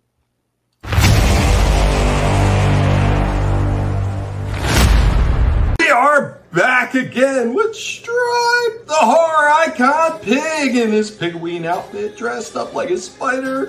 And we're getting ready to show off something that is horror related from NECA. We got the ultimate Michael Myers from Halloween 2. Looks pretty cool. It's got a few different masks in there, and these masks are all different. Like some of the other ones, they have the exact same mask. These are all different. There's the back of the box. Let's get this one out and take a look at it. Here we go with Michael Myers from Halloween Part 2. You see that I've got one leg splayed way out like that, because that's what we're talking about with typical NECA right there. One leg longer than the other. Look at that shit. Yay. Here we go with Michael in a bit of a pose. You can see the knee bends in there, the rockers and pivots of the feet, and this one are absolutely excellent. Got a single jointed elbow, got movement up in the arms and the shoulders, and then of course he's got a hammer in one hand, and with the accessory is one of his extra hands, he's able to hold that syringe. The syringe is actually pretty cool looking, I ain't even gonna lie. I mean, it is such a tiny little accessory. Here we go with Michael with one of the heads, pure white with white hair. Kind of is what it is. You can see a little bit more of the movement in the arms and the knees. There is a twist also at the knee joint as well as the elbows. You can kind of turn that arm around as well. And like I said before, really excellent movement in the rockers in those feet. He does come with this nice tiny little scalpel as well. One of Michael's last accessories, he does come with this nice, cool-looking jack-o'-lantern. What's pretty sharp about this one is it actually splits open, and it's got a little skull right on the inside of it. And last but not least, here we go, Michael with his last head with the bleeding eyes, and of course, his signature butcher knife in his hand. I must say I'm going to give this one an 8.5 out of 10. I think if they'd fix the problem, one leg longer than the other, and maybe just add a hint more of articulation in this thing, it would definitely hit a 9, maybe even a 9.5, because it does look amazing. The white head that came in the package is the only one that kind of miffs me a little bit, because I don't recall him ever having a full white mask with a freaking gray hair top, whitish gray. I don't know. But overall, that's what we're giving this one. 8.5 out of 10 from the Guinea Pig Collective. Guys, have a good one. Nice. Dude, that pumpkin accessory was awesome with the skull. I was not expecting that either. So when I pulled the accessory out, I thought it was just going to be just a regular pumpkin, and I pull it out, and I was like, hey, there's a seam on the back of this. What the hell does this thing do? And I start grabbing it, and all of a sudden the front just popped apart, and I seen the skull inside. I was like, dude, I like that. That is pretty sharp. Hell yeah, man. Yeah, I came close to getting them, but yeah, I never snatched them up. But that's cool seeing it. Yeah, good review, man. Yeah, it's a decent figure. Once again, the damn legs, though. Like, one leg longer than the other. Like, god damn, you know? What the hell, man? It's I don't remember that guy Randy walking around with a weird limp because one leg was longer than the other. I knew those guys. It's a cool figure though. When I put up the full review, I actually have some of the clips in there. You can see where all the weapons come from, like I do so often with a lot of these horror figures. But yeah, like every last one of those weapons it came with, they were in the damn movie too. So I mean, NECA does pay attention to that shit. I mean, maybe they lack finer quality control when it comes to the figures themselves, the joints and shit. But the accessories, they're almost always spot on with that shit. They are. I remember when I was working at McFarlane, that guy Randy, that's what he would do. He'd do like I forgot what the program he had, but they would take these movies and go frame by frame, and then they were able to pause them and almost like print them out like a Polaroid. So like they were able to find like specific shots of like key accessories and shit like that, or the little details. No, Cotton. No, I've never even seen a blood accessory pack. Yeah, that was for Halloween? Oh, I think I know the one he's talking about. I think Slasher actually sent me that. There's like a third-party thing. Okay. I can find it. Yeah, I might be able to find it. What's that? Yeah, you remember when you sent me there's like a third party company or something that had like all these kind of accessories. Yeah, yeah. Where the hell was that? I know I bookmarked it.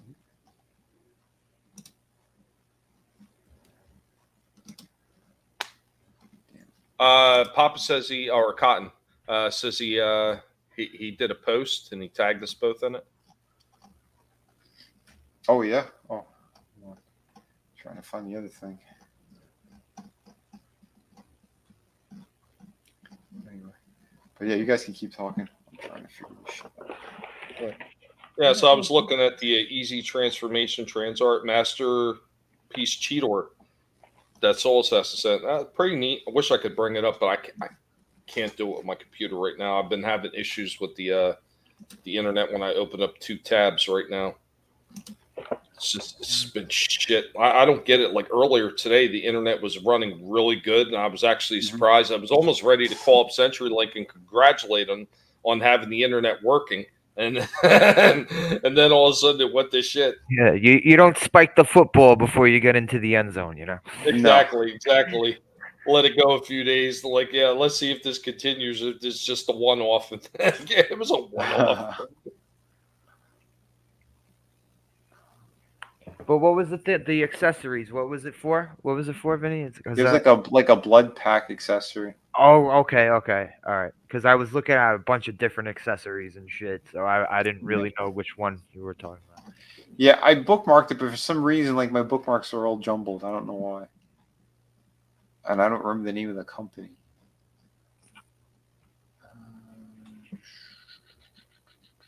Yeah, I'm trying to see the post that Cotton tagged us, and I'm not running across it. But this is typical Twitter for me. Yeah, no, I hear you. Like, they do this shit to me all the damn time. That's not even showing up in my mentions. I mean, are you kidding me? So I sent this to you in a DM, Vinny? I don't remember if it was a DM or you tagged me in it, or I can't recall. I get so much shit through my Twitter feeds all the time. That's why it's kind of hard for me to find things. Cotton said he found it. Oh yeah. I can't. Obviously, I can't pull it out from here, but it's in the chat. Let me get to the YouTube. I see it on mine. It's on yours or mine? It's on mine. Okay, that's it. We're very professional here, folks. We're doing the best we can. That's right. Let me see. Yeah, this was it. Awesome. Thanks, Cotton. Hold on. Where is the link? Damn, the entire town, Soul Assassin. I used to have it like that back when I used to be able to do Halloween setups. So the place we're in now, because it's a little more rural, we don't get foot traffic, so we don't see Halloweeners here. So the other house I used to be in, we used to get trick-or-treaters. We used to get hundreds of them every night because we used to do this big yard setup. A couple times we not only scared the kids, we actually scared the parents, and they went running down the driveway. It was freaking beautiful. Yeah, hold on. Here it was. Yeah, because they had a couple of different accessory things. Super action stuff. So yeah, here's so that's what I thought was really cool. Like they give you like an extra accessory, the thing that all this shit comes in, you could use as well. So it's like there's like. Oh, okay, no, this isn't the one that I was thinking of. Okay, because I never seen this one before. Okay, yeah, you sent me something else. That's awesome. Yeah, it's the same company, or wherever this third party thing is.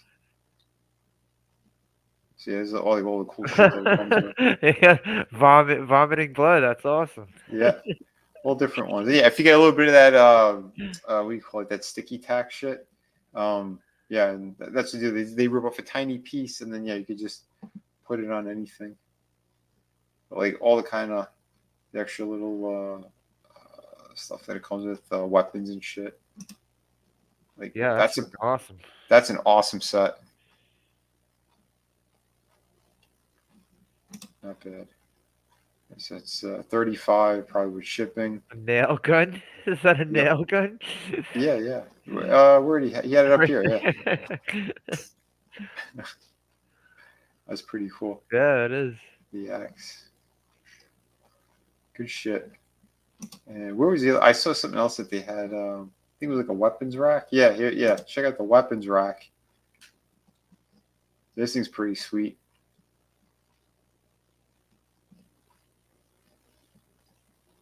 You could configure it in all different kind of ways. A basketball? Yeah. Well, in Nightmare on Elm Street Part 2, the basketball became a weapon for Freddy. Oh, also in Deadly Friend, she fucking kills Mama Fratelli from the Goonies with the basketball. That's right. She fucking blows her fucking skull up with it. See, I like that you could kind of make this thing into all different. Oh yeah, setups. like you shape it up. That's cool. Yeah, I guess it comes with those extra like little pegs, and you can just snap them all together. So this thing is just the rack. It doesn't come with all that stuff on the rack. Yeah, it's a rack, and it comes with. Okay, I see. Accessories. It comes with these little like buckets. That's awesome though. Yeah. But I mean, it looks like it comes with buckets, shelves, and hooks. Yeah. Here you go. Yeah, that's how all the extra pieces to snap them on. Which that's awesome. I like that. Me too. That would work so well with a lot of damn figures too. I mean, you know, they showed Batman, Deadpool, Punisher. It could be used for. What was that? Yeah. The El Muerte figure, that third party company or whatever the other. Oh yeah. That chick. Yeah, that would work for her. I mean, definitely tons of figures you could use that for. Red Hood, the real Red Hood. Yeah, you could do that. Like I said, with all the G.I. Joe shit we have, you know, I got so many weapons. Dude, that'd be awesome. Set that shit or anything. I think I got a pretty decent Punisher somewhere. But yeah, man, good shit. Yeah, always DTF. Yeah, you get a bunch of them, put them all together. I mean, that's the cool thing about those modular designs like that. Yeah, this thing's only $24. Dude, I might have to get that soon. The blood effects are great, man. Yeah, and here's the same shit, but they made it like this kind of green poison shit. Whatever. Not bad. Yeah, it definitely works with the aliens. It works really well with Venom too. Yep. If you have any zombie figures, work great with them. Poor Alf. Aww. Them sons of bitches. Leave the alien alone. He's not illegal anymore. Not bad. What the hell's all this shit? Arcade setup? Okay.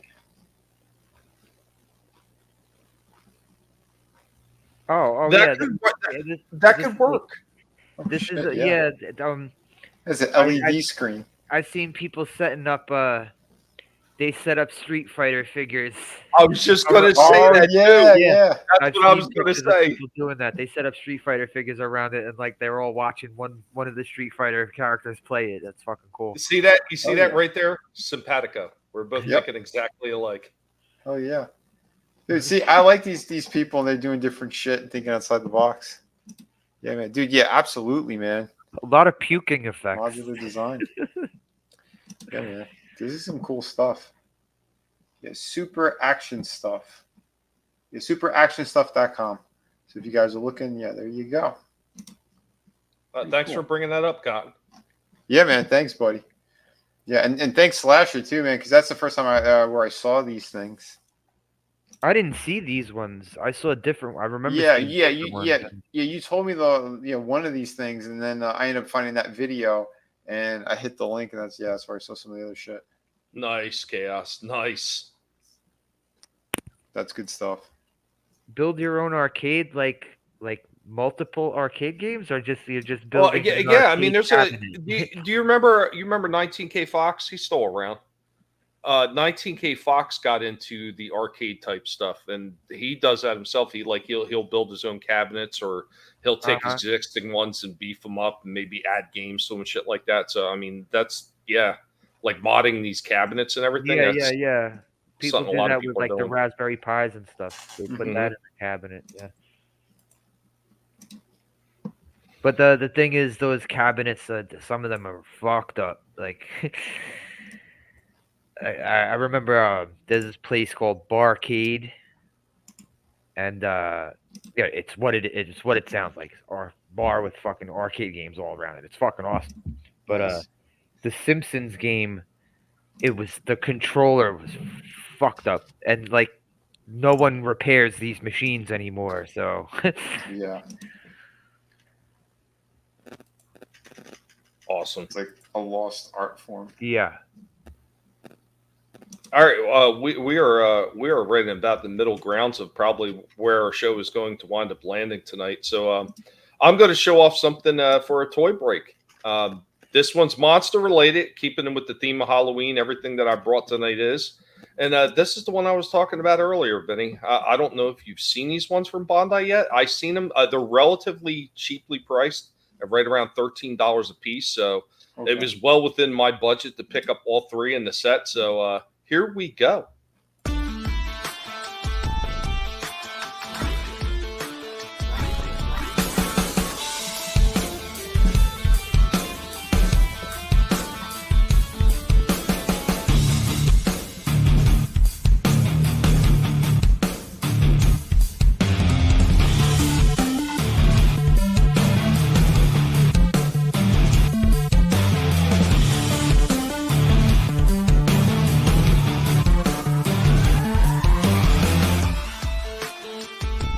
Hanging out with Stripe. What's up, Stripe? In his Pigween outfit, he's dressed up as a spider. Here you go, Pick-a-Treater. That's a nice little treat for you.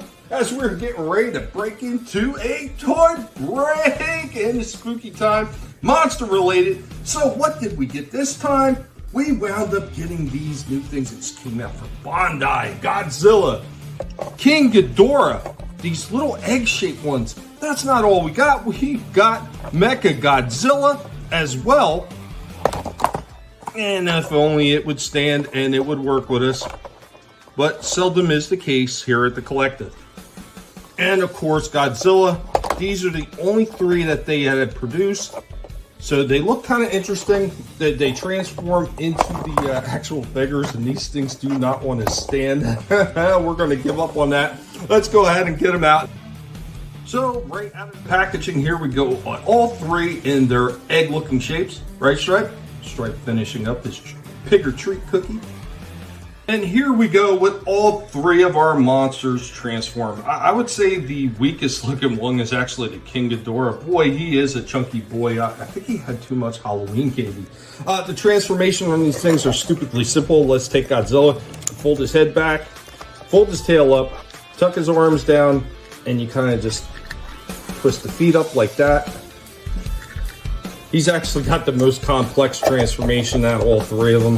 Like this guy, his chest pops down, the head tucks down and around like that, folds up, the arms fold in, tail goes up, and the legs just kind of fold up like that. That's pretty much it. King Ghidorah is basically the same way. The chest opens and the head folds in and everything. So there you go with those from Bondi. These egg monster toys that they just came out with Godzilla. This is the complete set right now, so if you're looking for them, they're roughly about $13 a piece. Guys, be sure to let Stripe, the horror icon pig, know what you thought about these.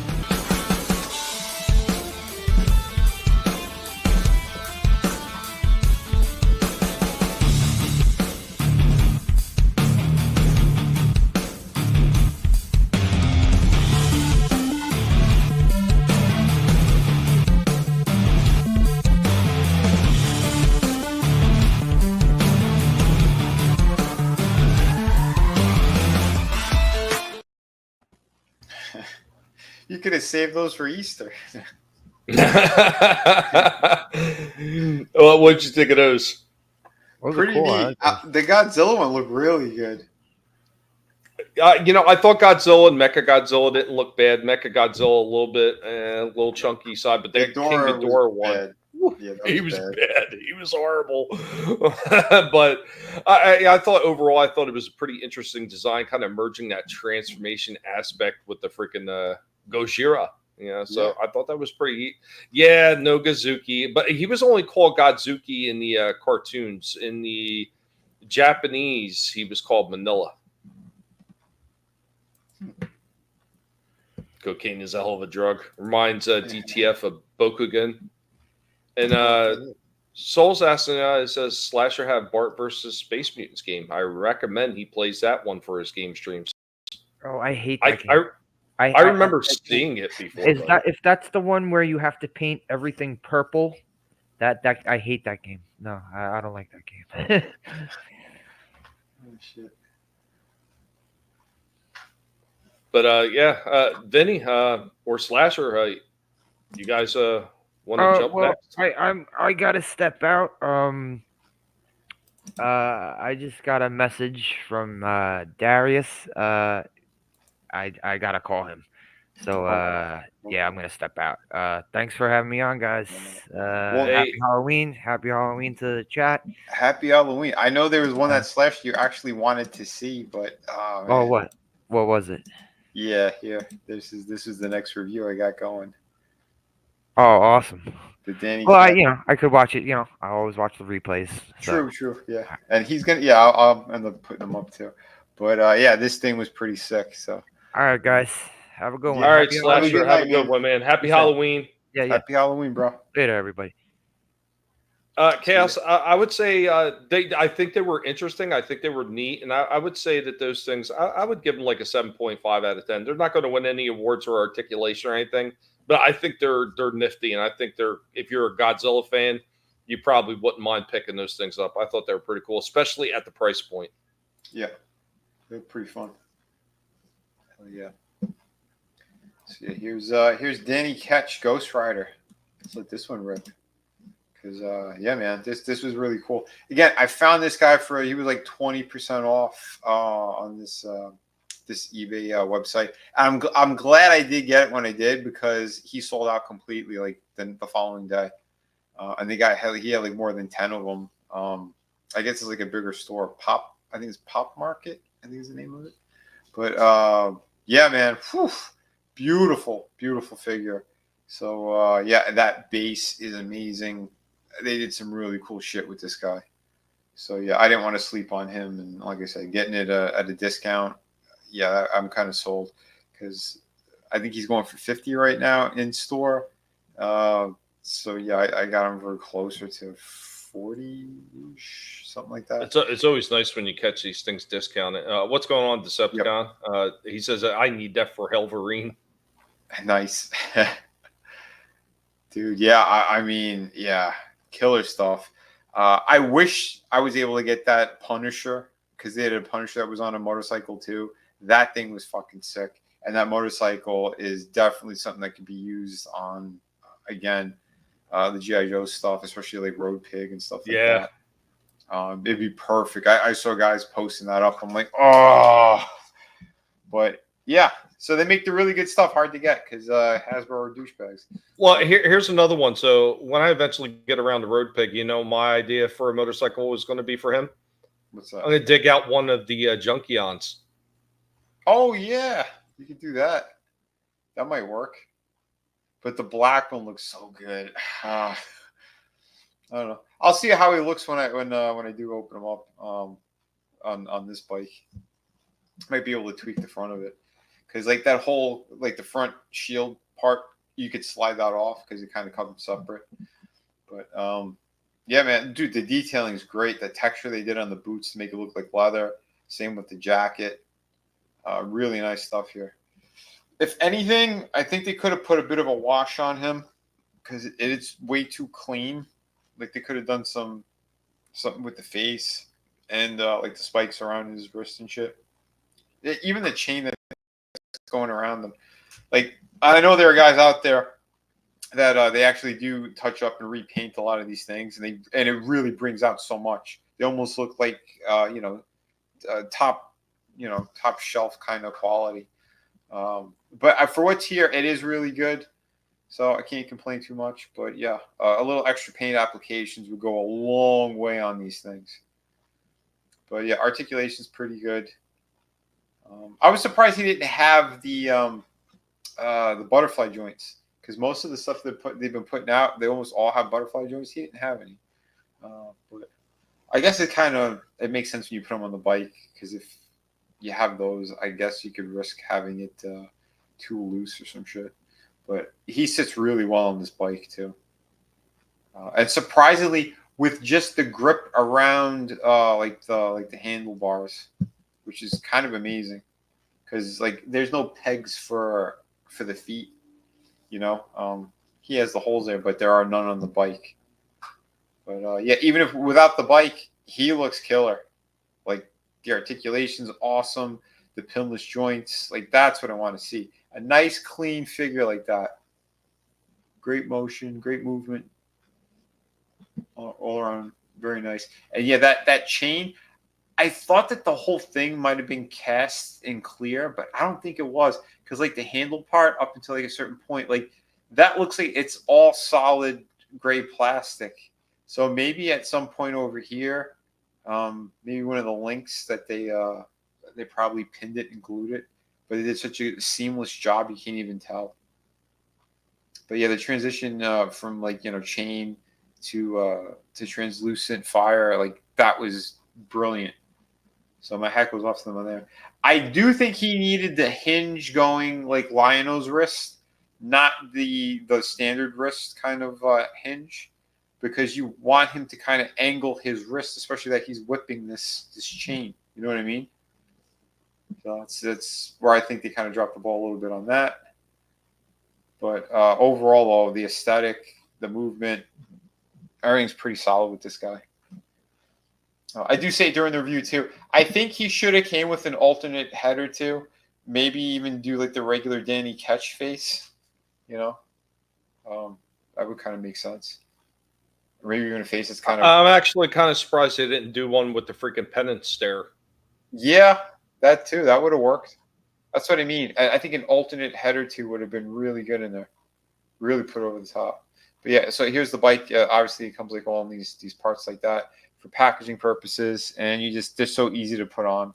There's no problem. The detail on the bike it's wonderful. Again, though, I think it's lacking paint application. Take a little bit of like dry, silver paint and do like a dry brush to make it look like some of the edges and stuff are like a little bit worn, or like even some like battle kind of damage, like that type of shit, the scuffing. It would have made sense because he has very minimal amount on him. But yeah, more would have really put it over the top. But yeah, the handlebar part plugs in just fine. No issues there. Looks great. Okay, so there's two parts. You can either put this bottom kind of kickstand thing that he rests his feet on. You could do it either right in the center or on that part that angles right off like where my thumb is. So there's two places you could pin that, which I'd change it anyway during the review. Same with like the front shield. You could kind of, if you don't want it super low, you could kind of put it up a little higher too, because it slides into the groove. So all in all, pretty damn badass. And the fire accessories are awesome. Absolutely awesome. Like this is what you need because it doubles as a stand for the actual bike. And yeah, man, like who wouldn't want something like that? So with the bottom of those fire pieces that they have for the stand for the bike, it looks like there's enough room under it if you had like a really small LED light that you could put them under there to light those suckers up. Yeah, absolutely. And this one was really awesome too, where you could put it right in the center so you could have them up on one tire. How badass is that? Good shit right there. So that's what I mean. Like, you know, step it up the right way and you're going to make fans very happy. Man, he's got a shelf presence like you wouldn't believe. And I agree, Tommy. Yeah, putting some kind of like LED underneath them. Yeah, man. That would definitely do it. Put this guy over the top for sure. But yeah, all in all, man, he is a beautiful looking figure. Well, some of the figures that I had that had the clear plastic like that. Mm-hmm. So if they have fire effects and everything, I got like this little snake LED light that I use to light them up. And man, when they do those things right and the way they light up, they do look fantastic as part of a display. That's cool. That's good to hear. Hey, yeah, man, always DTF. I did a short I recorded. He's in Target right now. He's literally on shelves right now. So yeah, check out your local Target or look it up online, see if they got them in stock. Because one I went to the other day actually had them. So yep, they're hitting stores. This one I got off of eBay. So yeah, so the position you got that in now, that's actually called your highway pegs. Okay. So when it's further up, it's the highway pegs, and when it's just regular road pegs, it's the one that's straight down. Okay, nice. Good to know. So there you go, man. Yeah, for those who are looking for them, and yeah, some of the different things you could do. I do love they gave you that option for the peg placement. Good stuff. And yeah, I'm sure that even like with the extra fire effect, when he is up in the air like that, that extra piece you could probably stick or hide to make it look like he's kind of turning, or like he kind of made a turn as he's kind of going up. Anyway, I like that you have options for these things, and yeah, it's definitely badass. So yeah, I put him next to a couple other figures so you can kind of see how he scales. Not too bad. There's my. You almost got like a Defenders line up there, huh? Yeah, actually, the Fantastic Four. If I had the Hulk next to him, I didn't have a Hulk out. Remember they did that? I think it was like in 2 issues, 3 issues. It was like the new Fantastic Four, and it was Ghost Rider, Wolverine, Spider-Man, and Hulk. Art Adams did that. Those. I have them somewhere too. I just don't remember where the hell would bin they're in. But yeah, awesome stuff. Although it wasn't Black Spider-Man, and Wolverine, I think, was in regular street clothes. I can't remember if it was Gray Hulk or Green Hulk in this lineup. But either way, pretty damn cool. And yeah, these guys look awesome. And I do say during the review, because this is the Astonishing X-Men Wolverine, rest in peace, John Cassidy. He did pass away, that artist, last month. So I remember we were ragging on the cover that he had done. It was the Beast. It was like the big headshot of the Beast. Yeah, that horrible looking thing. Yeah, remember what I said? I think he was probably sick and they threw him a bone. I don't know if he was suffering or what happened, but he was brought to the ICU on September 9th and passed away. I think I'm making a guess that he was Faucinated. I don't know the full story. He was only 52, and from when the few times that I've met him and I kind of talked to him, yeah, we had like a mutual friend, and he wasn't a guy that was like out of shape or anything. He was like 6'2" or something, and pretty thin guy. You know, I don't know. You never know though. But you know, it is what it is. A lot of weird things going on. I mean, this looks fantastic, and it's not that I didn't like this Ghost Rider, but I mean, I was always more preferable to the Johnny Blaze one, just because that's the one I grew up with as a kid in the 70s. No, I hear you. But like both are awesome. This is the one that I kind of grew up with, so I was more familiar with this one. And then I went back and I was reading like some of the Johnny Blaze stuff, and I did love Johnny Blaze. But you see, like even with the lighting that I have on here, how much more like with that texture that gets brought out. So I might actually get some extra paints. Hobby Lobby has them like for dirt cheap to paint. I think I'm gonna do some dry brushing on this guy. Maybe some. I'm just saying, like what they did with this one. I could just imagine if they did the Johnny Blaze one with the freaking hellfire they used to shoot out of his hands like that. That would be amazing. Dude, that'd be killer. Yeah, I'd love to see that. Yeah, all in all, good set, great figure. Yeah, see, like he's got a little bit of paint on the face, but not nearly what he should. I think so to change it. But like you can see a little bit on his brow. Like really get in there, put some extra in there, because like the sculpt work is there. You just need something to like kind of bring it out more. You know what I mean? But there you go. There was my figures for this evening. Awesome. That really nice looking figure. I mean, like the fire accessories on that too. Like I said, especially I think that's what they thought of when they put them together, the hollow spaces underneath it, so you can get an LED light underneath it. I'm pretty sure that's why they did it that way. And that's smart. So. It's very smart. Definitely. Because there's a lot of customizers out there, and you got to keep an eye out for them too, because there's beautiful work, just a little bit extra to fucking really make them stand out. Yeah, man, go for it. Awesome. All right, man. I'm getting back into some more spooky stuff as well. You had Ghost Rider. That's in spooky time, Halloween time, Pigween time, and I got another interesting one for you here. I think you're gonna like this one, Vinny. I had a lot of fun messing with this figure, and this figure does come with a lot of really cool accessories. As a matter of fact, I get to use that snake LED light that I was talking about earlier on this one. So no shit. Here we go with the next horror-related figure.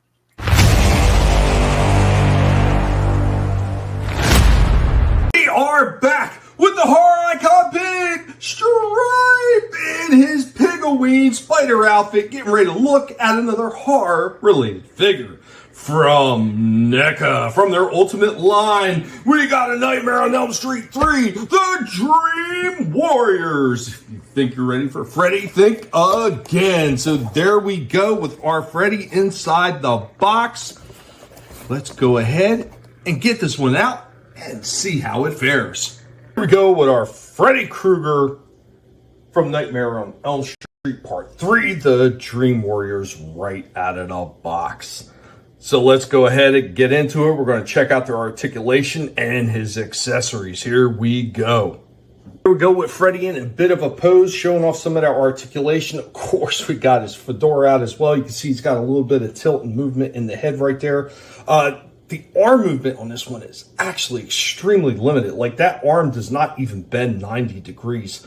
There is a little bit of turn in there and everything like that, and movement up in the arms and a little bit at the wrist and everything, but oh my goodness, is it limited, extremely limited. If there was no turn at that elbow joint at all, this figure would hardly be able to move those lower limbs at all.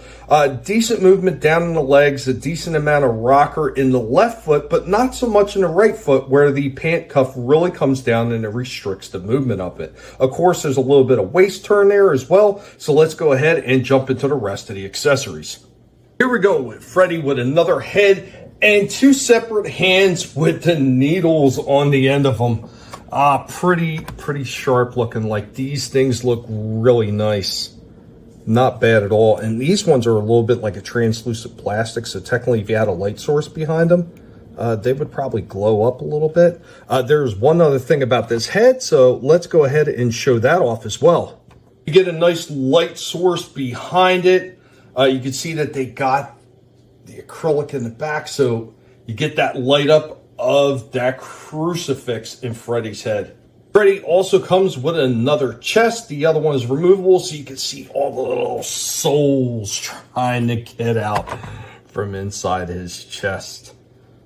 Freddy also comes with the dollhouse right there, and he does come with a little Freddy, the little doll Freddy that you've seen in the Dream Warriors. And you know what? This thing does have a little bit of movement. The arms move a little bit, and the head as well. And there we go with our Freddy Krueger from A Nightmare on Elm Street Part 3, the Dream Warriors. Now, because of the quality control issues, I'm only going to be able to grade this one an 8 out of 10. Even though it looks really good, because there's so many quality control issues with this one, just cannot give it any higher than that. Those are pretty cool, man. Yeah, I think I've only seen him once, like years ago. But yeah, nice, man. Good find. Yeah, I wish I could have got a little bit better of a shot at that crucifix in his forehead, because it lights up phenomenal. I mean, you could see just in that how much light was coming out of the top of his head. So they got a huge open acrylic spot in the back of the clear plastic leading up to that freaking cross. So yeah, you get a nice little light source behind it. Lights right the hell up, man. It freaking That's good awesome shit, looking. man. I like that feature. I was like, okay, that was pretty damn cool for the extra head. Yep. See, like the one from part 2. Even though, oh, sorry. Oh, go ahead. No, go ahead. No, I said the one from part 2. He's got that big flame effect with the magnet that goes on his back, but the magnet's not strong enough. Like you could get it there, but you it's gonna fall. You know, like once you move it and shit. But I love that they keep adding those extra kind of pieces for the Freddy. Cool. Yeah, you know, and the little marionette piece that came with it, the little marionette doll. Yep. I was actually shocked at the limits because I thought for sure that was just going to be a little stationary thing, and the fact that the arms and the head was actually on a small ball, and I didn't really show it off well enough because time constraints.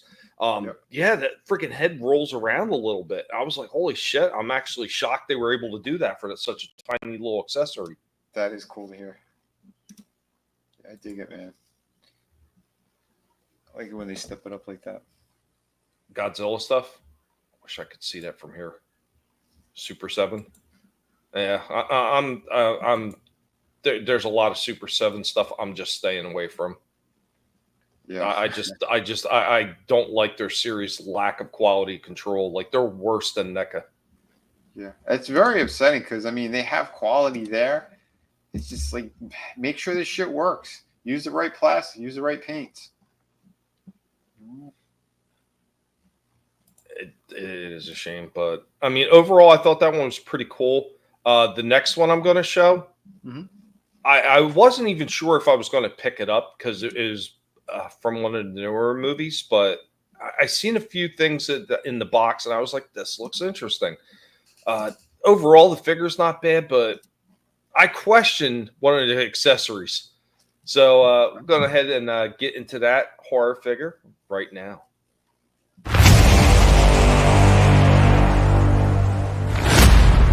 We are back with the horror icon Pig Stripe in his Piggleween spider outfit, getting ready to look at something that's horror related from NECA. The ultimate Michael Myers Halloween figure with a light up flickering pumpkin. There he goes inside the box. This one's kind of odd. This one has two of the masks that look almost exactly the same. I don't know if they're going to be any different, but once we get it out, we'll take a look at that. So here we go. We go right out of the package with our Halloween Michael Myers. I believe that this one is supposed to be from the newer movies. The mask looks more akin to that. Overall, though, a pretty cool looking Michael Myers. Let's go ahead. We're going to throw him in some poses, break out some of his accessories, and see how this one fares. Starting off with Michael in a bit of a kneeling position. Doesn't take it to the kneeling position really well because of this like diaper thing that they got in the bottom half of the body. Kind of restricts the legs a little bit. But there you go. He's got the Judith Myers headstone that he comes with. Here we go with Michael in a bit of a pose, showing off some of the movement down in the legs and in the arms. And he's got a hot poker in his hand. One of the other accessories he comes with this little severed head. Pretty interesting, big hollow spot in the center of that thing. And one of the other ones he comes with this jack-o'-lantern. Press the top down and the jack-o'-lantern does light up. Let's go ahead and check that out in the dark. And as you can see, it is a flickering light, so you kind of get that flickering pumpkin effect to it, like it's a candle inside of it. Pretty sharp. One of his other accessories, I'm not going to put it on him right now, just having a hard time getting it in, but he does have this hand where the two fingers are actually cut off the end of it. Here we go, one last pose with our Michael Myers hanging out. This is actually the secondary head, in case you couldn't tell. Here's the original head. There's almost no difference except the eyes on this one kind of have like a reddish tint to it, and these ones are just pure black. Overall, a decent looking Michael Myers. Really love the extras that came with. I love that flickering candle effect pumpkin, the jack-o'-lantern that they had in it. Really, really sharp. Overall, this one is pretty damn good. It's just missing a little bit in the way of articulation. Because of that, it looks really good. I wish they would have did something with the other mask sculpt. But overall, I think this one is solid for a Michael Myers figure, and I'm going to give this one a 9 out of 10. Guys, have a good one. Yeah, I have that one. Yeah, I really did enjoy that thing too. And that lantern was fantastic. That was one of the things that really kind of sold me on it. So you could put it on a spike. Yeah, probably DTF. It was just really weird because it's such a huge hollow spot in the thing that it was kind of like, I don't know. I mean, yeah, hey, what's up, Darius, man? Good to see you, man? Darius. Hope you're doing well. I haven't seen Darius in a hot minute. I know he's been busy like the rest of us with real life. It gets in the way. If only we can get that pesky thing called real life out of the equation. Thanks, man. Thanks. I enjoyed it. I wasn't, like I said, I wasn't too sure if I wanted to get it because I knew it was kind of based more on the newer movies, which I am not a fan of the newer movies. Yeah. Well, the first one's the only one that's decent. That's the only one that's watchable. The other two are pure garbage. At least this one was, it had some redeeming shit about it. Watching from the hospital, man. Darius, thoughts and prayers, buddy, man. I hope that you're okay. Oh man, I hope that. Good thoughts, man. Too many people have been getting sick and been having issues, man. I'm sorry that you're in the hospital. I mean, look, his shit slash you're still going through. Like, fucking hell, man. I know, dude. Been a never-ending fucking shit show for the past couple years. Ugh. But that's why we do the toy stream, to have a little bit of fun, so we can kind of escape all the freaking negative shit that we fucking have to see, unfortunately, on a daily basis, and kick back and have a little fun and enjoy some of this plastic money. I would say money sinking that collecting is. Plastic crack. Damn. Careful with that shit, Decepticon. Careful. Yeah. Oh man. But yeah, man, I did enjoy this one, like that flickering pumping, but I was really miffed over that second head. Like one, like I said, just had like a little bit of red tit in the eyes, and the other one was just solid black. I was like, dude, throw some blood on the other mask, something, anything to make it stand out a little bit more, make it a little bit different. Like that was pure lazy. I'm with you. I didn't understand that either. What was the fucking point of the other head? Unless you get one, you could just throw blood all over. You could splatter blood on it. That'd be pretty cool. Yeah. I mean, there's always that, but I mean, you got to make sure you get that color right, or it's just going to look freaking goofy. Yeah. Soul Assassin has a question. What's one horror character or franchise y'all would make into a figure that hasn't been done yet? And that's kind of tricky because most of them have been done at some point, right? I'm trying to think. I mean, you can kind of Salem's Lot. That vampire would be pretty cool. Yeah, that would be sharp. I seen the Nosferatu one the other day, the Count Warlock one. Man, I was looking. I was like, man, I so want to get that. But yeah, the one I seen, man, it looked like somebody was chewing on the box. Yeah, I saw the black and white one. That's very tempting. That's the one I was looking at. Yeah. I wasn't really that sold with the colored one, but the black and white one, I don't know. It was kind of not too bad. Shit. What would be Oh, wow. What's it? Oh, man. Holy shit, dude. Yeah, man. Definitely sending thoughts and prayers your way, brother. Holy shit. Yeah, you got to be careful with that shit, Decepticon. I'm trying to think of like a horror movie that I've seen that's kind of would be pretty good. I mean, that's so tough. I mean, I wasn't prepared for this question. I don't think either of us were. Slasher's here. He probably would have had an answer. Probably. Yeah, he would have hold on. He would have probably said The Howling too, just so he could sing that song again to me. In the pale moonlight. Woof. Oh shit. Oh, there he goes. There he is. Now. Okay, that's the question for you. You're back. In the pale. That song. No, Shocker, bro. Shocker. That's a good answer. With the electric chair. Have they not made him yet? I got it. Got to put him in the electric chair. See, I love this guy. He comes in, he says something, and he triggers my memories. I got it. Silent Night, Deadly Night. I want to see the stand-up from Silent Night, Deadly Night. That'd be cool. I know there's one I was thinking of, like, shit, when we were watching one of these bad movies. I'm like, oh, that'd be cool to see them as a figure, but I can't remember what the hell the damn movie was. Pumpkinhead would be another nice one, like a real good Oh, they have, and there's a new one coming out from another company. One of my friends had it was kind of like the size of that big McFarlane Swamp Thing figure. He had a pumpkin head like that. Yep. Wow. Yeah. I can't remember the name of the company that's doing that new one, but yeah, there's been a couple of them. McFarlane did one back in the day. See, I can't remember the other one I was looking at. I don't remember if I ever bought it or not. I think I bought the one with the cloth head, but I'm not sure. Sam. Oh, from Trick or Treat? Trick or Treat, yeah. Yeah. Yeah, that was NECA. Yeah. They did a pretty nice job with that That's one. how I found out about that movie, from figures. I never heard of that movie till I saw that figure. Yep, same. Yeah. I'm glad we got to watch that on with Trina or whatever, because that was a pretty damn good movie. It was, especially for a 2000s horror movie. Yeah. Again, go ahead.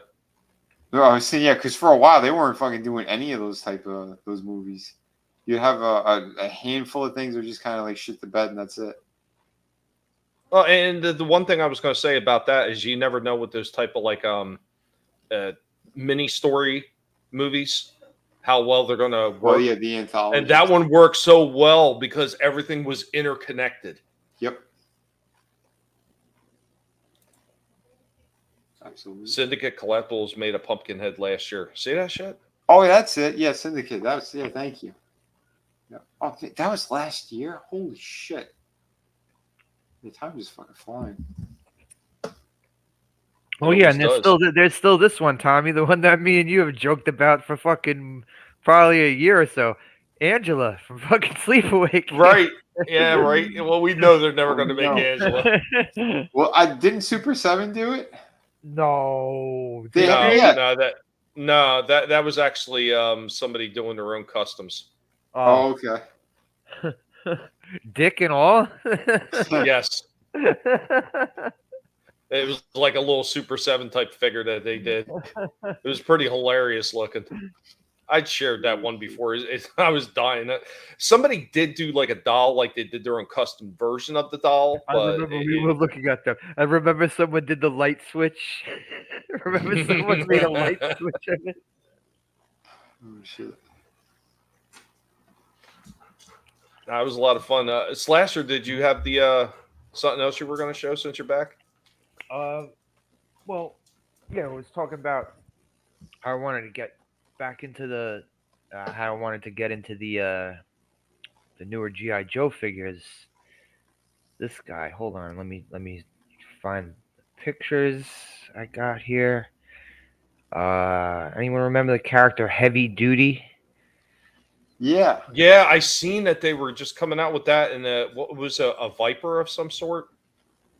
Because they just talked about it on Hasbro Pulse. So hang on. Yeah, it looks good. Yeah, he looks fucking awesome. I mean, I used to have this fucking. I had the OG of him, and I gave it to my fucking friend. I shouldn't have given it to him because he probably fucking sold it for crack or something. Oh man. The gun, this one comes with, looks fantastic too. Yep. Yeah. Yep. Is he like in an oversized package? Yeah. He's got to be. Yeah, here he is in his fucking. Dude, that's sick. That's fucking awesome. Dude, yeah. That's fucking cool. That's what I mean. These people, they got the talent to do this shit. They need to step it up with some of their toy lines. See this was red eye piece you got right here. Mm-hmm. Fucking, I see. Because I know there's no way my friend would even probably still have. I remember asking him. I was like, "Yo, I will buy this figure back from you." He's like, "I don't know where it is," which means that it's either gone or he just stored it away somewhere. Oh, so I was looking on eBay for this guy. It's hard to find him with this eyepiece of the original, and also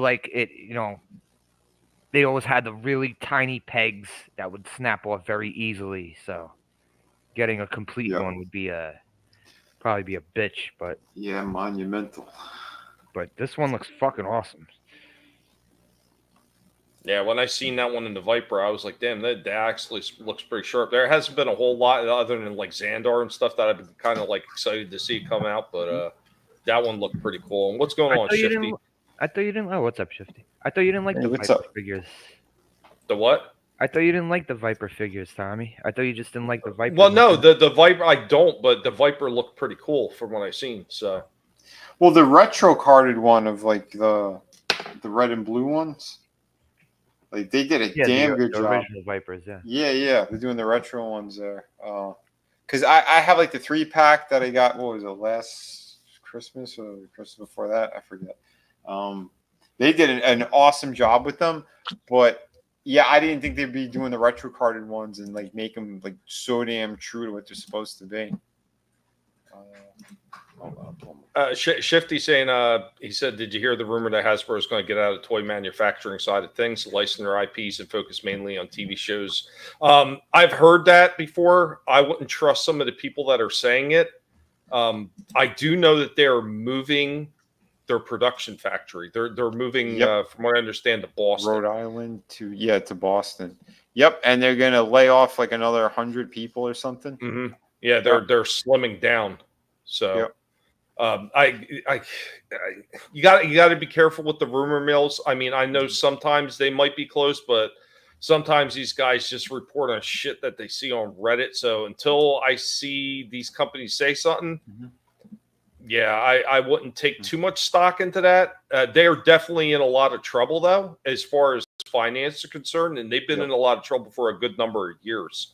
So I would say that them laying off people doesn't really come as that big of a surprise, considering how bad that they've been in the freaking red for so long. They lay off loads of people every single year. Yeah, it seems that way, right? Yeah. Well, especially with technology, and then with all the theft that's going on in these stores. That's why a lot of them like to doing these exclusives and shit too. Hey, what's up, Frankie? Happy Halloween. Happy Halloween, brother. What's up, Frankie? Hasbro doesn't make games. They steal games from other companies. Yeah. But dude, there's the classic Viper. Dude, this guy looks awesome. Yeah, Darius, I hope you're fucking feeling better, man. Yeah, he messaged me in the middle of this, and I had to call him because. Yeah, man, of course. Soul Assassin, everyone knows the Guinea Pig Collective and Vipers have an ancient blood feud that goes back to when they were toy gangs hustling figures. Oh, shit. Here we go again. Yeah, this looks damn good. Yeah, man. I'm pissed now because now I got another line that I want to fucking start getting into. I told you, man. To avoid this, I was trying to. Like just when you thought you were out, we pulled you back in. Son of a bitch. Yeah, and guys, I've been the fridge. I'm getting them if they ever make a fridge. I've been following that stuff with Hasbro, and yeah, I mean, so far they're not closing down shop yet, but if they don't turn things around soon, they may be forced to start selling things off. So we'll see where it goes. We'll see where it goes. What they should do, they want to save themselves some money. They should get rid of everything that's TSR, like all the people, or at least that are working on it and destroying it. That'd be the easiest way to freaking make some money back. I think so. That thing looks amazing. Yeah, it does. I like they're stepping up too with the photo shoots for these things too. The promotional shots are just killer. I'm glad they fucking got rid of the pink on him. Well, yeah, you got both versions. Oh, I see the scarf, but the pink on his the OG figure is always what annoyed me with this character. Yep. I get it for his sister, but not for him. Yeah. But it's cool that you could take it off though. So I seem to remember him having a lot of orange too, especially his hair. His hair was a lot more orange than that. Yep. See, now look, they're advertising these bikes and stuff in there. Like, Come on. Yeah. They're going to probably make him at some point. I'd almost guarantee it. They're going to make like a Dreadnought freaking. Yeah, they're gonna do the Dreadnought cycle. They'll probably have the fucking and bend this over with them, right? Thunder Machine and Thrasher. Yeah, it'd be like $60 to $70 Yeah. for fucking. For Yes, Soul Assassin. Yeah, a lot of companies are doing that. You know why? Because India is doing it cheaper. Yep.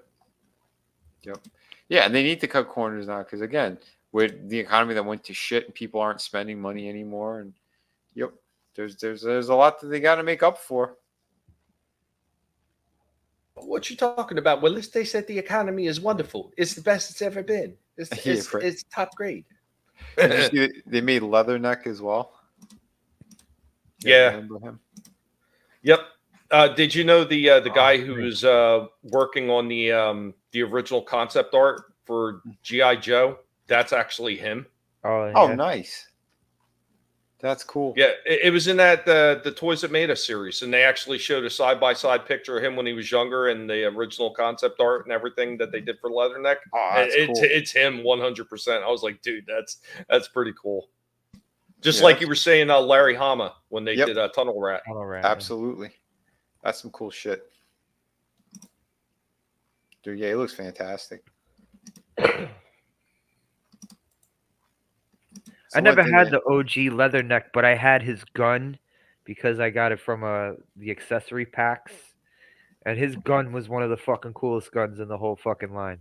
Yeah. Yeah, I should still have. I had the original Leatherneck with all the shit.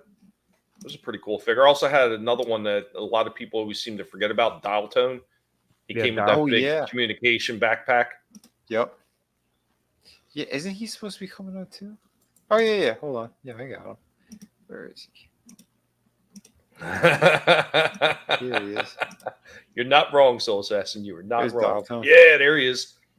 Freaking awesome. I like that one. I don't even know what it was about him that I liked. I thought the colors were sharp on the figure. Yep. And like the beret and stuff looks so good. Like the whole set. Him and Flint.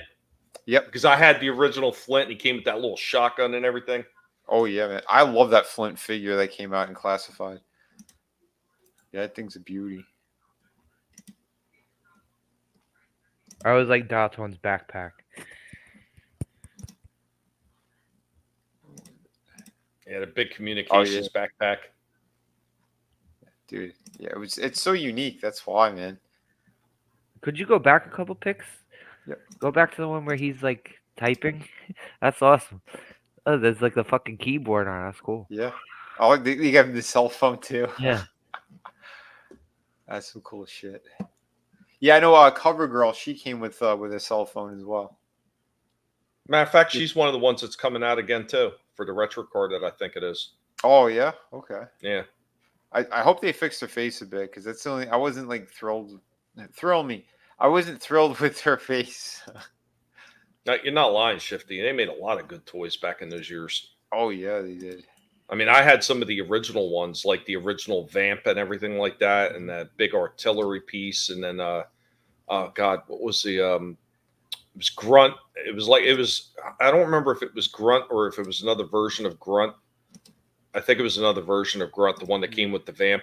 Like those figures were freaking cool. Yeah, and then when they stepped it up and they started adding more articulation, the elbows and swivels and all that shit. Oh man, yeah, wow. I have the second Vamp, the one that has the desert colors.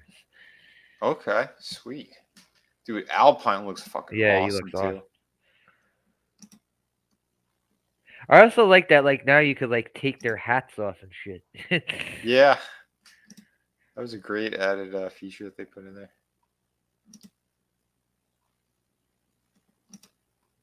Good shit.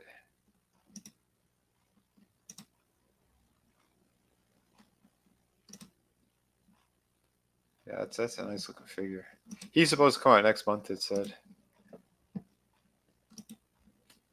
Yeah, they've been dropping some bangers lately with the classified line. They have. Transformers, they've kind of like, I don't know, they've kind of shit the bed, if you ask me. They put, and this is one of the reasons why Hasbro is like further in trouble right now, is because they sunk so much development time and money into that Transformers 1, and that thing just shit the bed. and now they're stuck with all these figures that nobody wants. Okay, I didn't know that. Oh yeah, that thing shit the bed bad, man. The Oh, movie, man, the movie crashed and burned. This heavy duty figure ain't coming out till next year. That fucking blows. The hell. Well, that's like the Constructicons. So they're releasing the Constructicons in waves. So the first two they already went up for pre-order a few days ago, and I still want to get them. So they got Scrapper and they got Bone Crusher as the first two. One's Voyager and the other one's Deluxe. Those things don't come out until like May. Yeah, that's crazy. Yeah, the fucking heavy duty figure says September of next year. Shit. Yeah, and they already did a few versions of freaking Bazooka. What'd they do, like 3? Didn't they do the Tiger Force Bazooka? The Tiger, yeah, I think that's the one I had because he has the white shirt, and then they released the classic one with the red shirt. Right. Yeah, the white jersey with the red numbers is the Tiger Force one. Yeah. Yeah. Which is nice. I mean, I would have waited, but I kind of did like the one in white. Pretty awesome. You got anything else, man? No, I'm good. No, you tapped out. I got one more thing here. I guess I'll get into that. This the unboxing.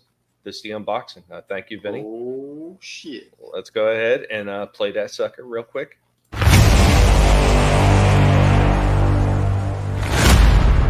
Here we go, guys. We got another unboxing to get to. Let's go ahead and let's get this sucker open.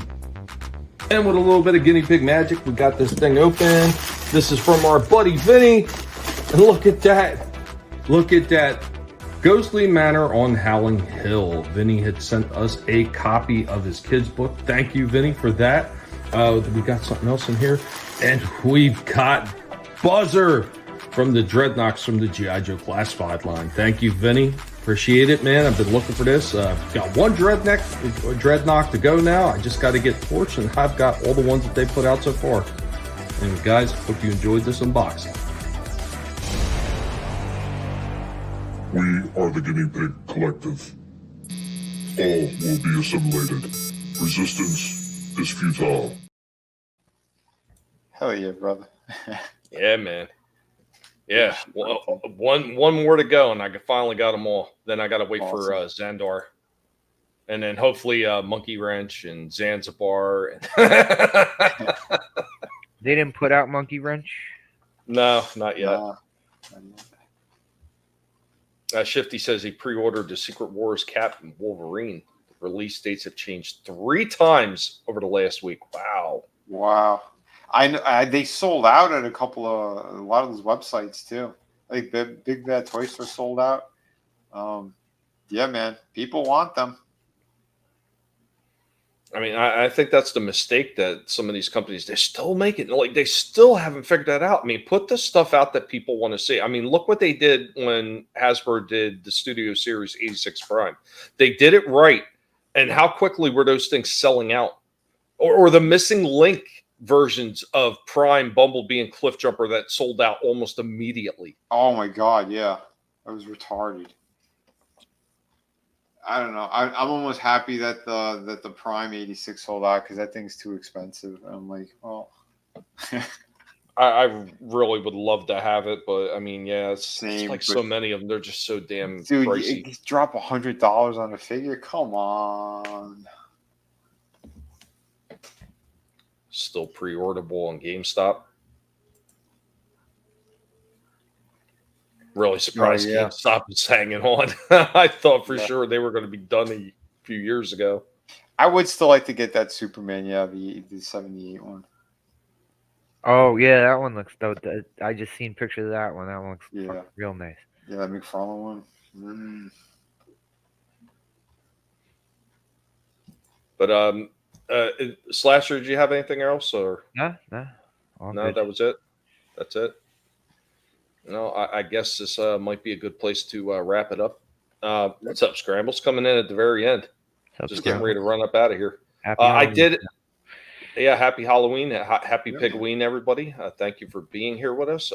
Yeah, I did have one more figure review, but unfortunately I ran out of time for uploading.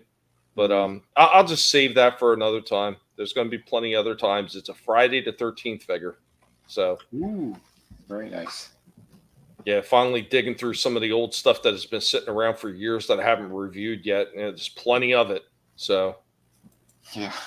And then of course, there's all the newer stuff that we all have sitting around. It's it's newer, but I know. I got to flip a coin to see which ones I'm going to be doing.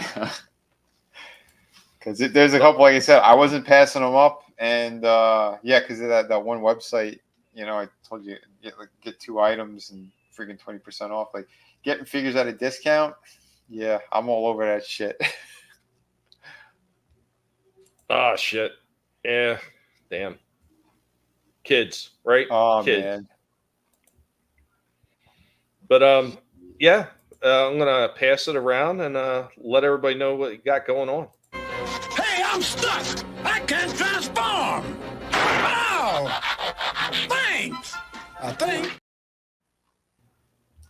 Yeah, I'm gonna be playing another game later to close out October. Playing Halloween for the Atari 2600. Cool. That should be about 25 minutes of fun. Yeah. Thanks for having me on, guys. Happy Halloween, everybody. Yeah, man. Again. Yeah, happy Halloween, man. Happy Thanks Halloween. for being here. Yeah, man. Always a pleasure, man. Always a pleasure. Vinnie, are you ready? Yeah. All right, here we go. It's me, Mario Kartitis. Oh no.